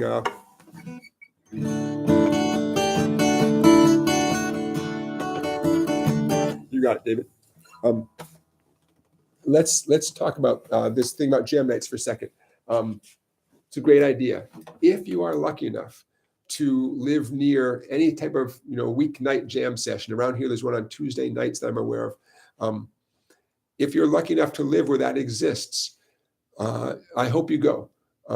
It might be a situation where it's totally okay to go and listen, because maybe it's a crowded cafe and you don't even have to sit with everybody. You can, if you're shy, you can sit off, drink your coffee and get a feel for what's going on. But it might be a thing where, maybe the only people there are the people for the jam session. That's, you can still go and listen, right? But understandably, you might be the only one there without a guitar, and people look at you like, hey man, why'd you bring your guitar? So I recommend it. There's more things that can go right and benefit you than things that can go wrong and frustrate you. Listen, I know it takes guts, especially if you don't feel like you're particularly advanced, and probably your first thought is everyone there is better than me, and I'm going to feel like an idiot. Yep. I get that concern. Who wouldn't worry about that, right? In fact, if you're not concerned about that, then you are amazing. That's I get that. Typically, the ones that I'm aware of, though, you'd be expected to contribute something. They look at you like, hey man, everyone around the circle gets a song, and hey, new guy, what song you want to play? Pick a tune. So it's reasonable for them to ask that. And so it'd be kind of cool if you got one tune together, one 3-chord tune, or jambalaya, good old Hank Williams jambalaya, 2 chords, pick your key. But whatever the 2 chords are, it's like C and G7 or D and A7, 2-chord, G and D7. Did I say that one already? Anyways, I think I have a video on jambalaya. So a 2-chord tune, so it'd be kind of cool to show up with one thing that you can strum through. You do not have to be a great singer. With a familiar tune, typically people are going to want to join in and sing anyways. Long story short, though, take a chance. It's going to be worth it in the long run, even though, believe me, I understand the butterflies in your stomach. I totally get that. Totally get it. So what can go right? Let's focus on what can go right for a minute. You're going to have fun. You're going to make new friends. You're going to see where your skills have got you so far. And it's going to be clear what you need to work on in a positive way. You're like, oh, okay, I can play these 6 chords, but I can't play some of the chords I saw those guys play. Or I know a bunch of chords, but now I realize that I only know a couple of different strum patterns. I got to learn some more strum patterns. That's good. You want that information. How else are you going to get that information about, getting pushed in a certain direction? It gives you an opportunity to start focusing instead of watching a bunch of random YouTube videos. You say, oh, I gotta improve. I gotta learn some new picking patterns, or I gotta work on bar chords, or whatever the case happens to be. Don't underestimate the connection you make with other human beings, right? Don't underestimate the value of like, oh, I've only been playing 8 months. There's a guy there's only been playing 4 months. He sounds pretty terrible, but he's a great guy. Oh, that's cool. Or, so let's talk about what can go wrong. It only takes one person to be a jerk, right? To make you think, oh man, what a jerk. Why doesn't someone tell that guy to shut up? It's possible. Yeah, it's possible to be some, yeah, it's possible. It's not likely the whole room will be that way, because that's the kind of situation that implodes on itself. But yeah, it's possible to be some jerk. And if you think the person's a jerk, probably everyone else in the room does as well. What does a jerk mean? Use your imagination. Someone who's not supportive, someone who isn't listening, isn't reading the room, someone who's a loud mouth, someone who says negative things. It's possible. Yeah, it's possible. Again, you won't be the only person who looks at that person and has that thought. Maybe they don't know how to get rid of the guy. It's possible. Other things that can go wrong. Oh, you get humbled. I mean, let's face it. Pursuing a musical instrument is a humbling thing. I it's humbling for me too. Oh, earlier in the live stream, I mentioned how the reason why I don't want a camera person helping me film my videos is I make so many mistakes. Either I misspeak, or I go to play a chord, I get a weird buzzing sound, right? Anybody here ever make a buzzing sound on your guitar, ever? Okay, now imagine, you misspeak on take number 1, make a buzzing sound on take number 2, you misspeak again on take number 3. You want someone watching that. So it's a humbling thing. So worst case scenario is very quickly you look around the room and you're like, everyone is better than me. The one tune that I thought I had prepared fell apart. I couldn't even finish it. Oh my God, what am I doing here? Yeah, it's possible. It's possible. You don't know, though. You don't know. The odds are in your favor that you'll have a net positive experience. That I honestly believe that. And that before, if not immediately, before long, you look back and like, God, I'm glad I got over it. And I'm glad I just showed up. And it will make you a better guitar player in the long run. I'm not guaranteeing it overnight, right? But in the long run, oh yeah, it's such an incredibly positive thing to do to kind of face up to what you can do and what you can't do, and look around. Last thing I'm going to say, and then we'll move on. In general, you want to be surrounded by people who are more experienced than you are. You do want to be around those people. It's humbling, and yet that's exactly what gets you to the next level. And notice I said more experienced. I try, to the best of my ability, I try not to talk about good guitar players and bad guitar players. It's just not helpful. Experienced and less experienced, to me, that is a really rational way to look at it. Think about your job, the job that you used to do, for you retired folks. Especially if you're retired from a job, you have a ton of experience, right? You've made all the mistakes. You've seen other people make the mistakes. You have so much experience, right? So are you good at your job? Hopefully you're good at your job, but for sure you're experienced, right? You do the job for a certain number of years. Yeah, So think of yourself as more or less experienced than anybody else. As a side note, that's why I think, even though, let's say, like heavy metal, I'm not a heavy metal guy. Surprise, surprise. I feel I have a lot in common with someone who's pursued heavy metal guitar for decades, because, that experience is so experienced. They know what it's like to work on something and to practice a skill and, try to sound like fill in the blank, whoever, how to try to get the tone the way you want it. I 100% understand that. Classical guitar, I never pursued classical guitar. I have a lot in common with people who have pursued classical guitar, if you know what I mean, that experience, I get that experience. So anyways, join a jam session. You won't regret it. That's how you get more experience. You want to be around guitar players who are more experienced than you are.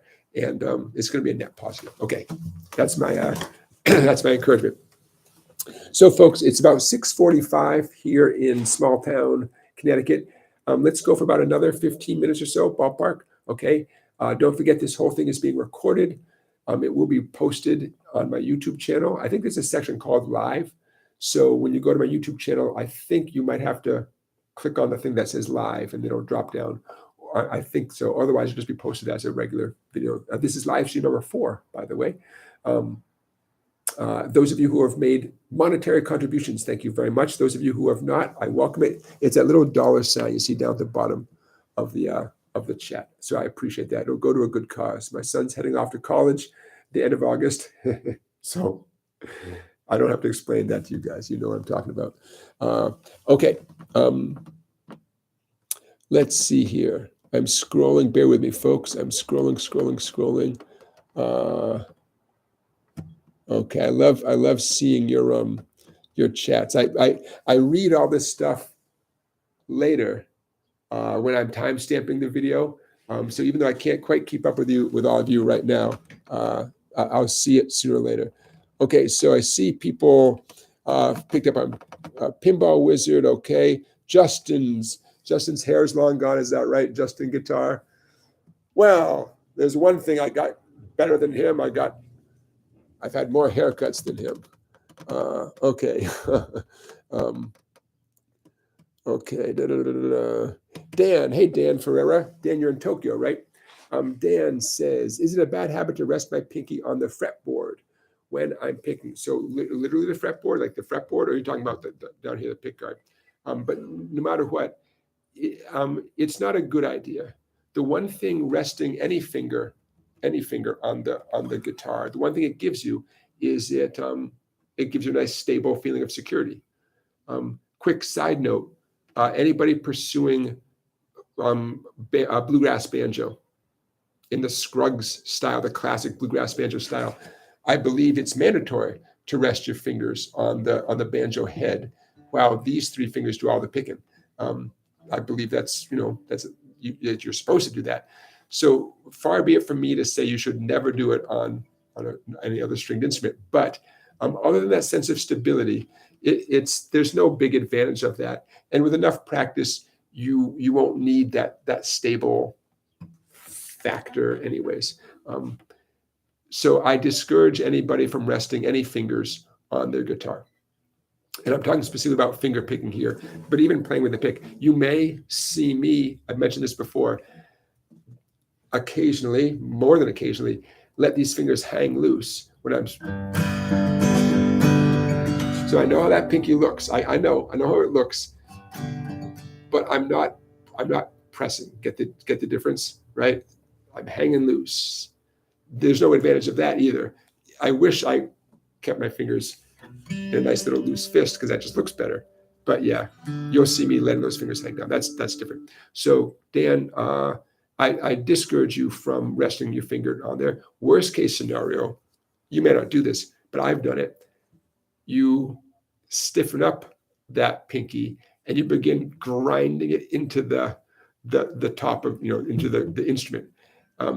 And that is obviously that is a bad thing. Any tension is a bad thing, right? We want to avoid any tension in any part of our body while you're playing any musical instrument, period. Tension is an enemy. Kids in cars. So the time when I catch myself doing this, and most I'm out of the habit, but the time when I catch myself doing that, if I have any sort of anxiety, any sort of nervousness, anything, I don't know how else to put it. This is like a comfort thing, but it's not a comfort thing because it stiffens up and it starts to hurt. But I'm right in the middle of something. I think, oh crap, I'm doing that thing, and I don't know. You'd think I'd know better. So yeah. So short answer, yep, don't do it. Okay.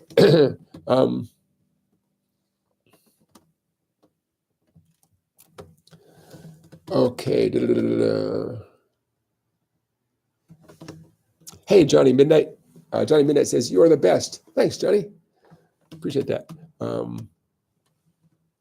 Johnny Midnight asks a question. Do I have a favorite music documentary? Oh, I like all of them, but I'll answer your question more specifically in a second. Yeah, man. Anybody else just can't get enough? I usually only watch about musicians who interest me, but I mean, if I get sucked in to really anything, talking about any musician. So do I have a favorite one? Oh man. I mean, I'm going to talk to you about The Last Waltz in a minute, the band, The Last Waltz documentary. I'll tell you a story about that. But, oh man, I like all of them. There's no one in particular that stands out in my mind right now. I'm drawing a blank. So I'll tell you my Last Waltz story real quick, though. I love The Last Waltz movie. A million years ago in Chicago, a local radio station had a contest, and they said, hey, vote for your favorite live music concert film, and we'll have it shown at a real big screen movie theater for like a week, or for a couple of nights or something.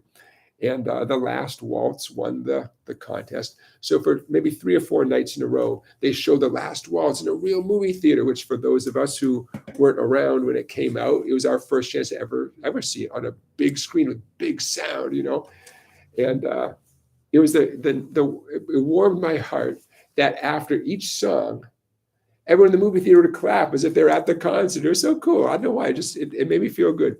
But that's not the story. for those of you who are not aware, The Last Waltz is the band called The Band doing their final concert in their original form with all their original members on Thanksgiving night in California, right? California. And it was on Thanksgiving, and they served the ticket holders a Thanksgiving meal before the concert. And then there's showtime. And the band brought out all these great contemporary musicians, contemporary meaning people who were famous at that time, friends of theirs. So had Neil Young and Joni Mitchell and Van Morrison and Bob Dylan help close the show. And just such a cool idea. But that's not the story. The story is I'm in the movie theater. I think I probably went more than one night just because, that sounded like a good idea to me. But one of the nights I went, Van Morrison does his song. Everyone in the movie theater claps. Joni Mitchell does her song. Everyone in the movie theater claps. Neil Diamond comes out to do his song with the band. And he comes on screen, and all over the movie theater, I'm going to guess about 20% of the movie theater kind of got up to use the restroom or to get some more popcorn. And when the other 80% saw what was happening, everyone just started laughing. And with all due respect to Neil Diamond, apparently, the masses had spoken. I guess the people who were there were not, that they chose that moment to do a bathroom break. And if it had been one person, it wouldn't have been much of a story. But it was a significant portion of ticket holders chose that moment to walk out of the theater temporarily. And it was just pretty funny at the moment. And it was not lost on all of us sitting there in the dark movie theater what was happening. Having said that, Neil Diamond, a remarkable talent. I love Neil Diamond. I grew up listening to Neil Diamond. My dad would have Neil Diamond cassettes in the car. And I know I could sing along right now with, I'm going to say, the majority of Neil Diamond's early material. Neil Diamond's 12 greatest hits, one of my Desert Island albums for sure. Neil Diamond's 12 greatest hits. Why do they call it a desert island?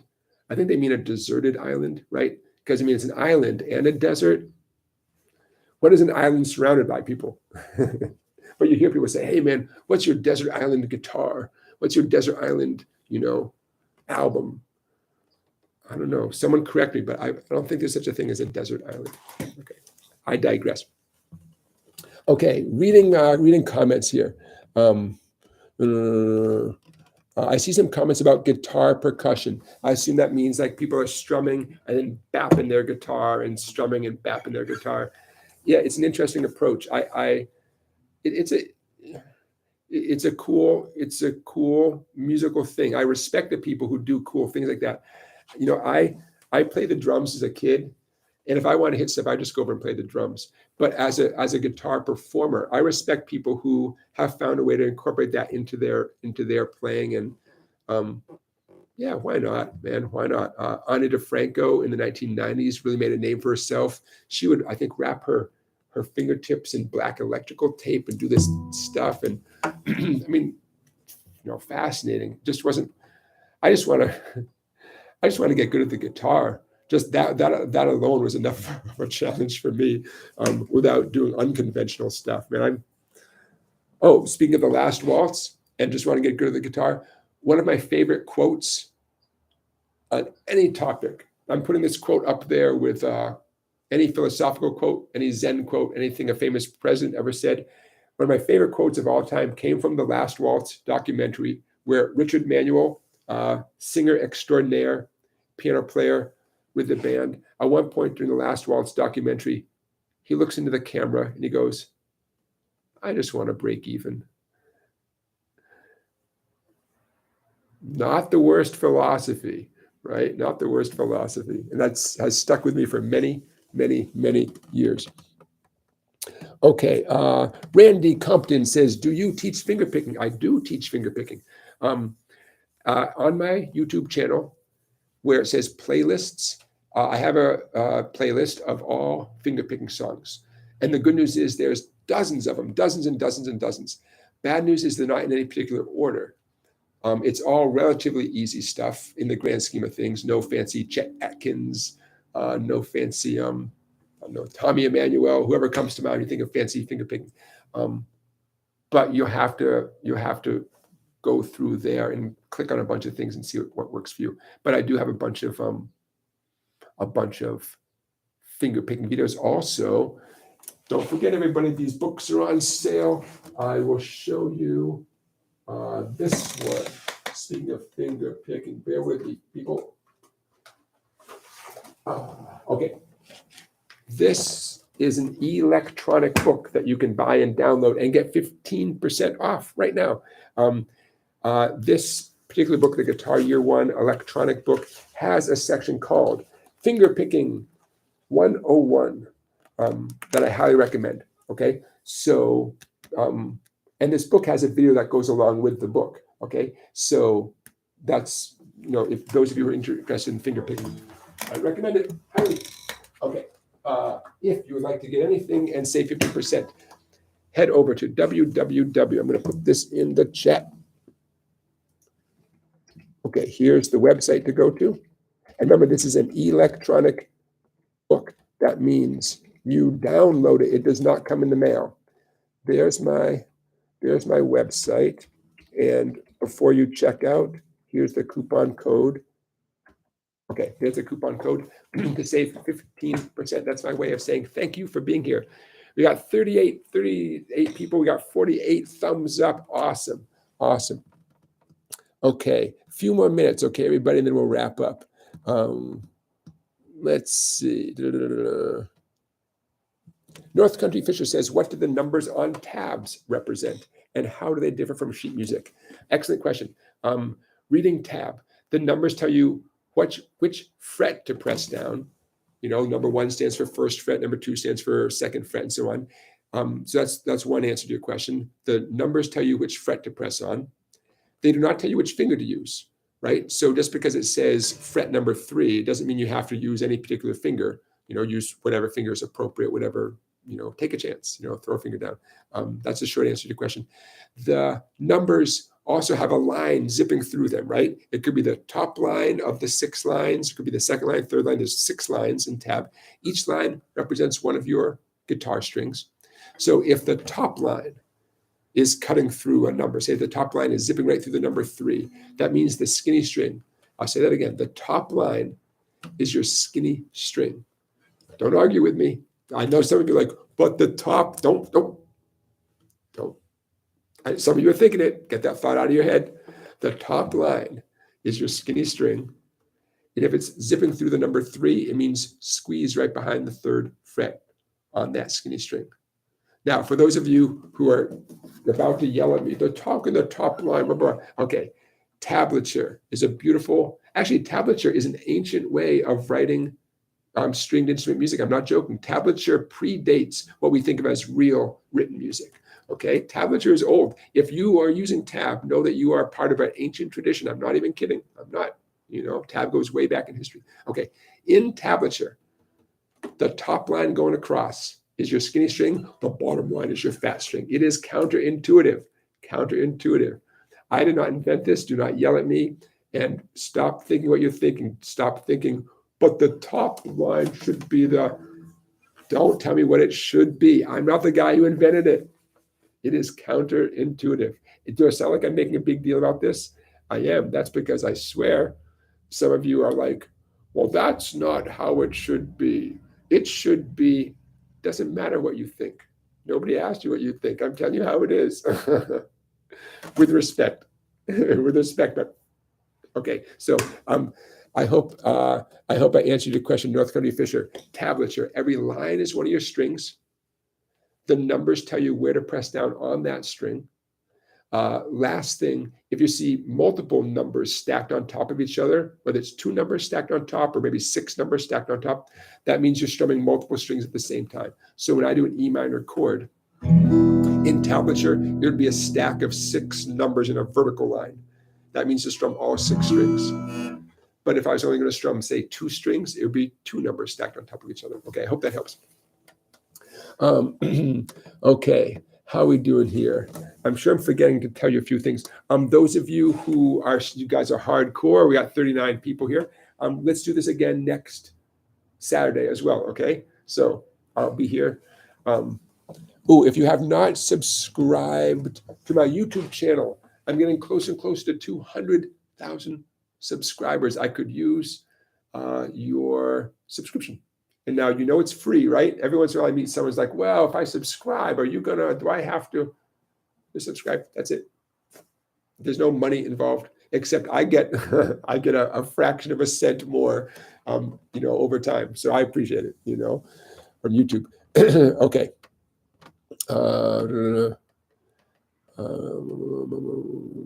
I see lots of good comments here. Excellent. Okay. I'm just reading, folks. Bear with me. Hey, Paul. Paul says he's been watching the football. Only the Brits would say, I've been watching the football. Yeah. Hey, Paul from England. Welcome. Paul, if you missed any of this during the football match, this whole thing is being recorded and you can watch it soon. I don't know exactly how long it takes YouTube to present this as a video that you can go back and watch pretty soon. I mean, I think by tomorrow for sure, if not like instantly. Okay. Lil Dina 1 says, what's your take, Jonathan, on apps like Simply Guitar or Yousician? I got to plead ignorance. I haven't pursued those. I encourage everyone to take advantage of any resources. So even though I don't have an opinion because I haven't checked out those apps, don't let me stop you. As many resources as you can, especially stuff that's free, go for it. I will give you the same advice I give anybody about anything on the internet. Don't let any one thing discourage you. And if you're pursuing one song, one lesson, one video, whatever the form it takes, and it's just not going well, move on. There is no one thing on the guitar, on the internet, whatever. There's no one thing that is worth getting hugely frustrated and disappointed over. A little bit of frustration comes with the territory, but I'm talking about something different, right? So that's the same advice I would give anybody about any app, anything posted on Ultimate Guitar. Because I can't, Lil Dina, because I can't directly speak to those apps, I'm giving you this general advice. But go for it. Yeah, go for it. Whatever you can learn. I'm always gonna, encourage people to somehow find a live human being teacher in your town and go to that person. That's where I'm coming from. But number one, that's not always realistic for a variety of reasons. And number two, the resources of the internet are so overwhelmingly awesome that, of course, use the internet to your advantage. Yeah. So, okay. Where are we at?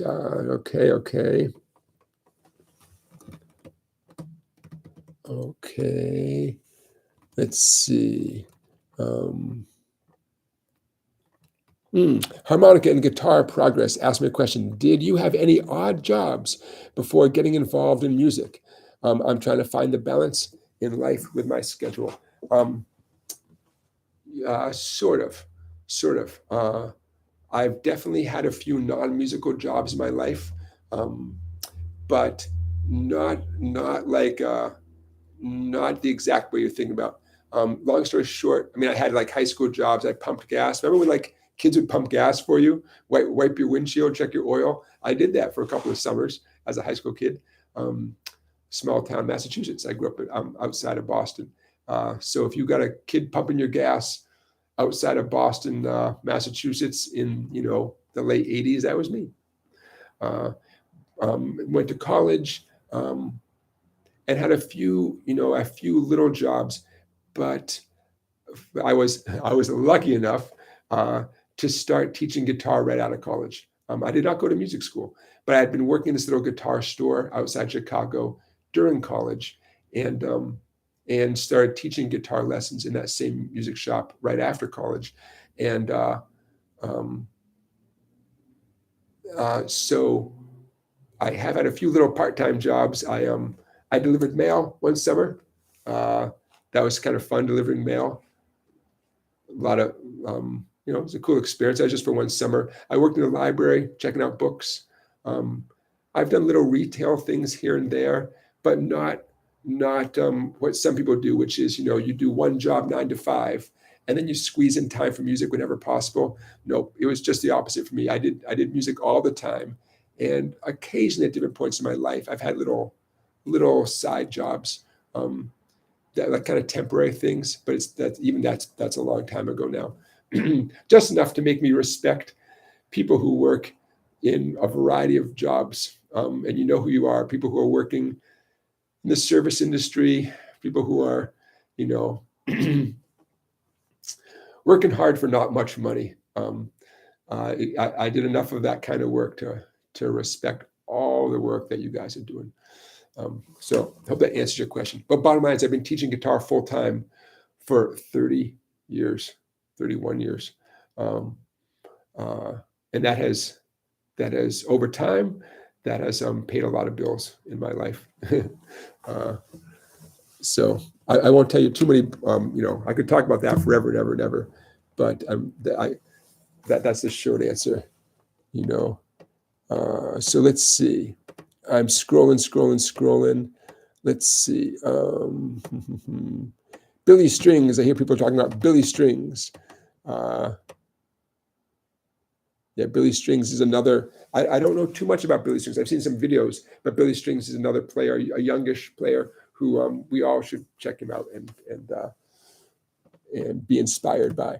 Okay, so I see so many chats. I got to scroll. I don't want to miss a question. Don't forget, folks, even though we're going to wrap up pretty soon, I still would love it if you put question marks before your question so I know it's a question.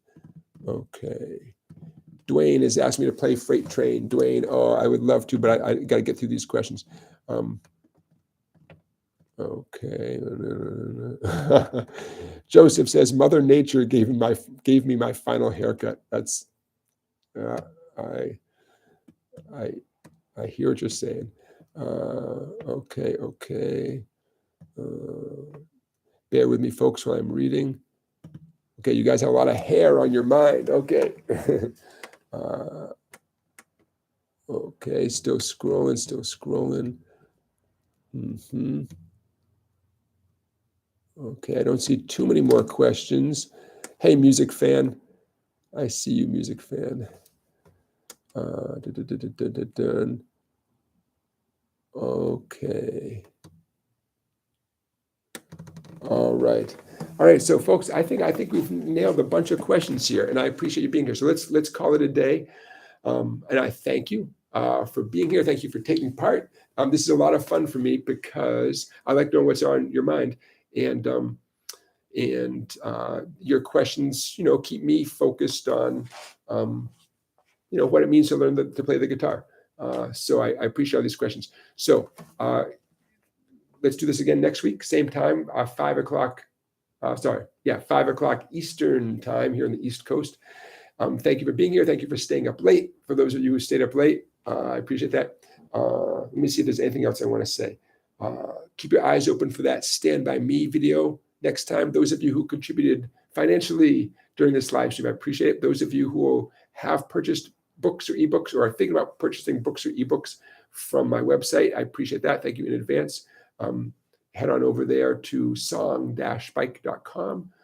Coupon code Livestream15 and save 15% with my thanks. Okay, I'm going to leave it at that. So I look forward to seeing you guys next Saturday. Good night, Paul. Good night, harmonica and guitar progress. Good night, cinema music. Good night, Bobby. Good night, Stephen. All right, you guys. There's 32 of you left. Don't forget to subscribe to my channel if you have not already subscribed. Don't forget to give this live stream a thumbs up. If you missed any of this whole live stream will be posted as a video on my website, on my YouTube channel, I should say. And in the next few days, I will timestamp this video so you can go back and look at, what did he say about that one thing? Or what did he say about that one thing? So that'll make it easier to find, Okay, on that note, everybody, I'm going to wish you a good night. Hope you have a great rest of your weekend. Play your guitar. Enjoy your home and your family. I will see you next Saturday. I hope the weather where you're at is as beautiful as it is here. And thanks for watching, everybody. All right. I'll see you next time.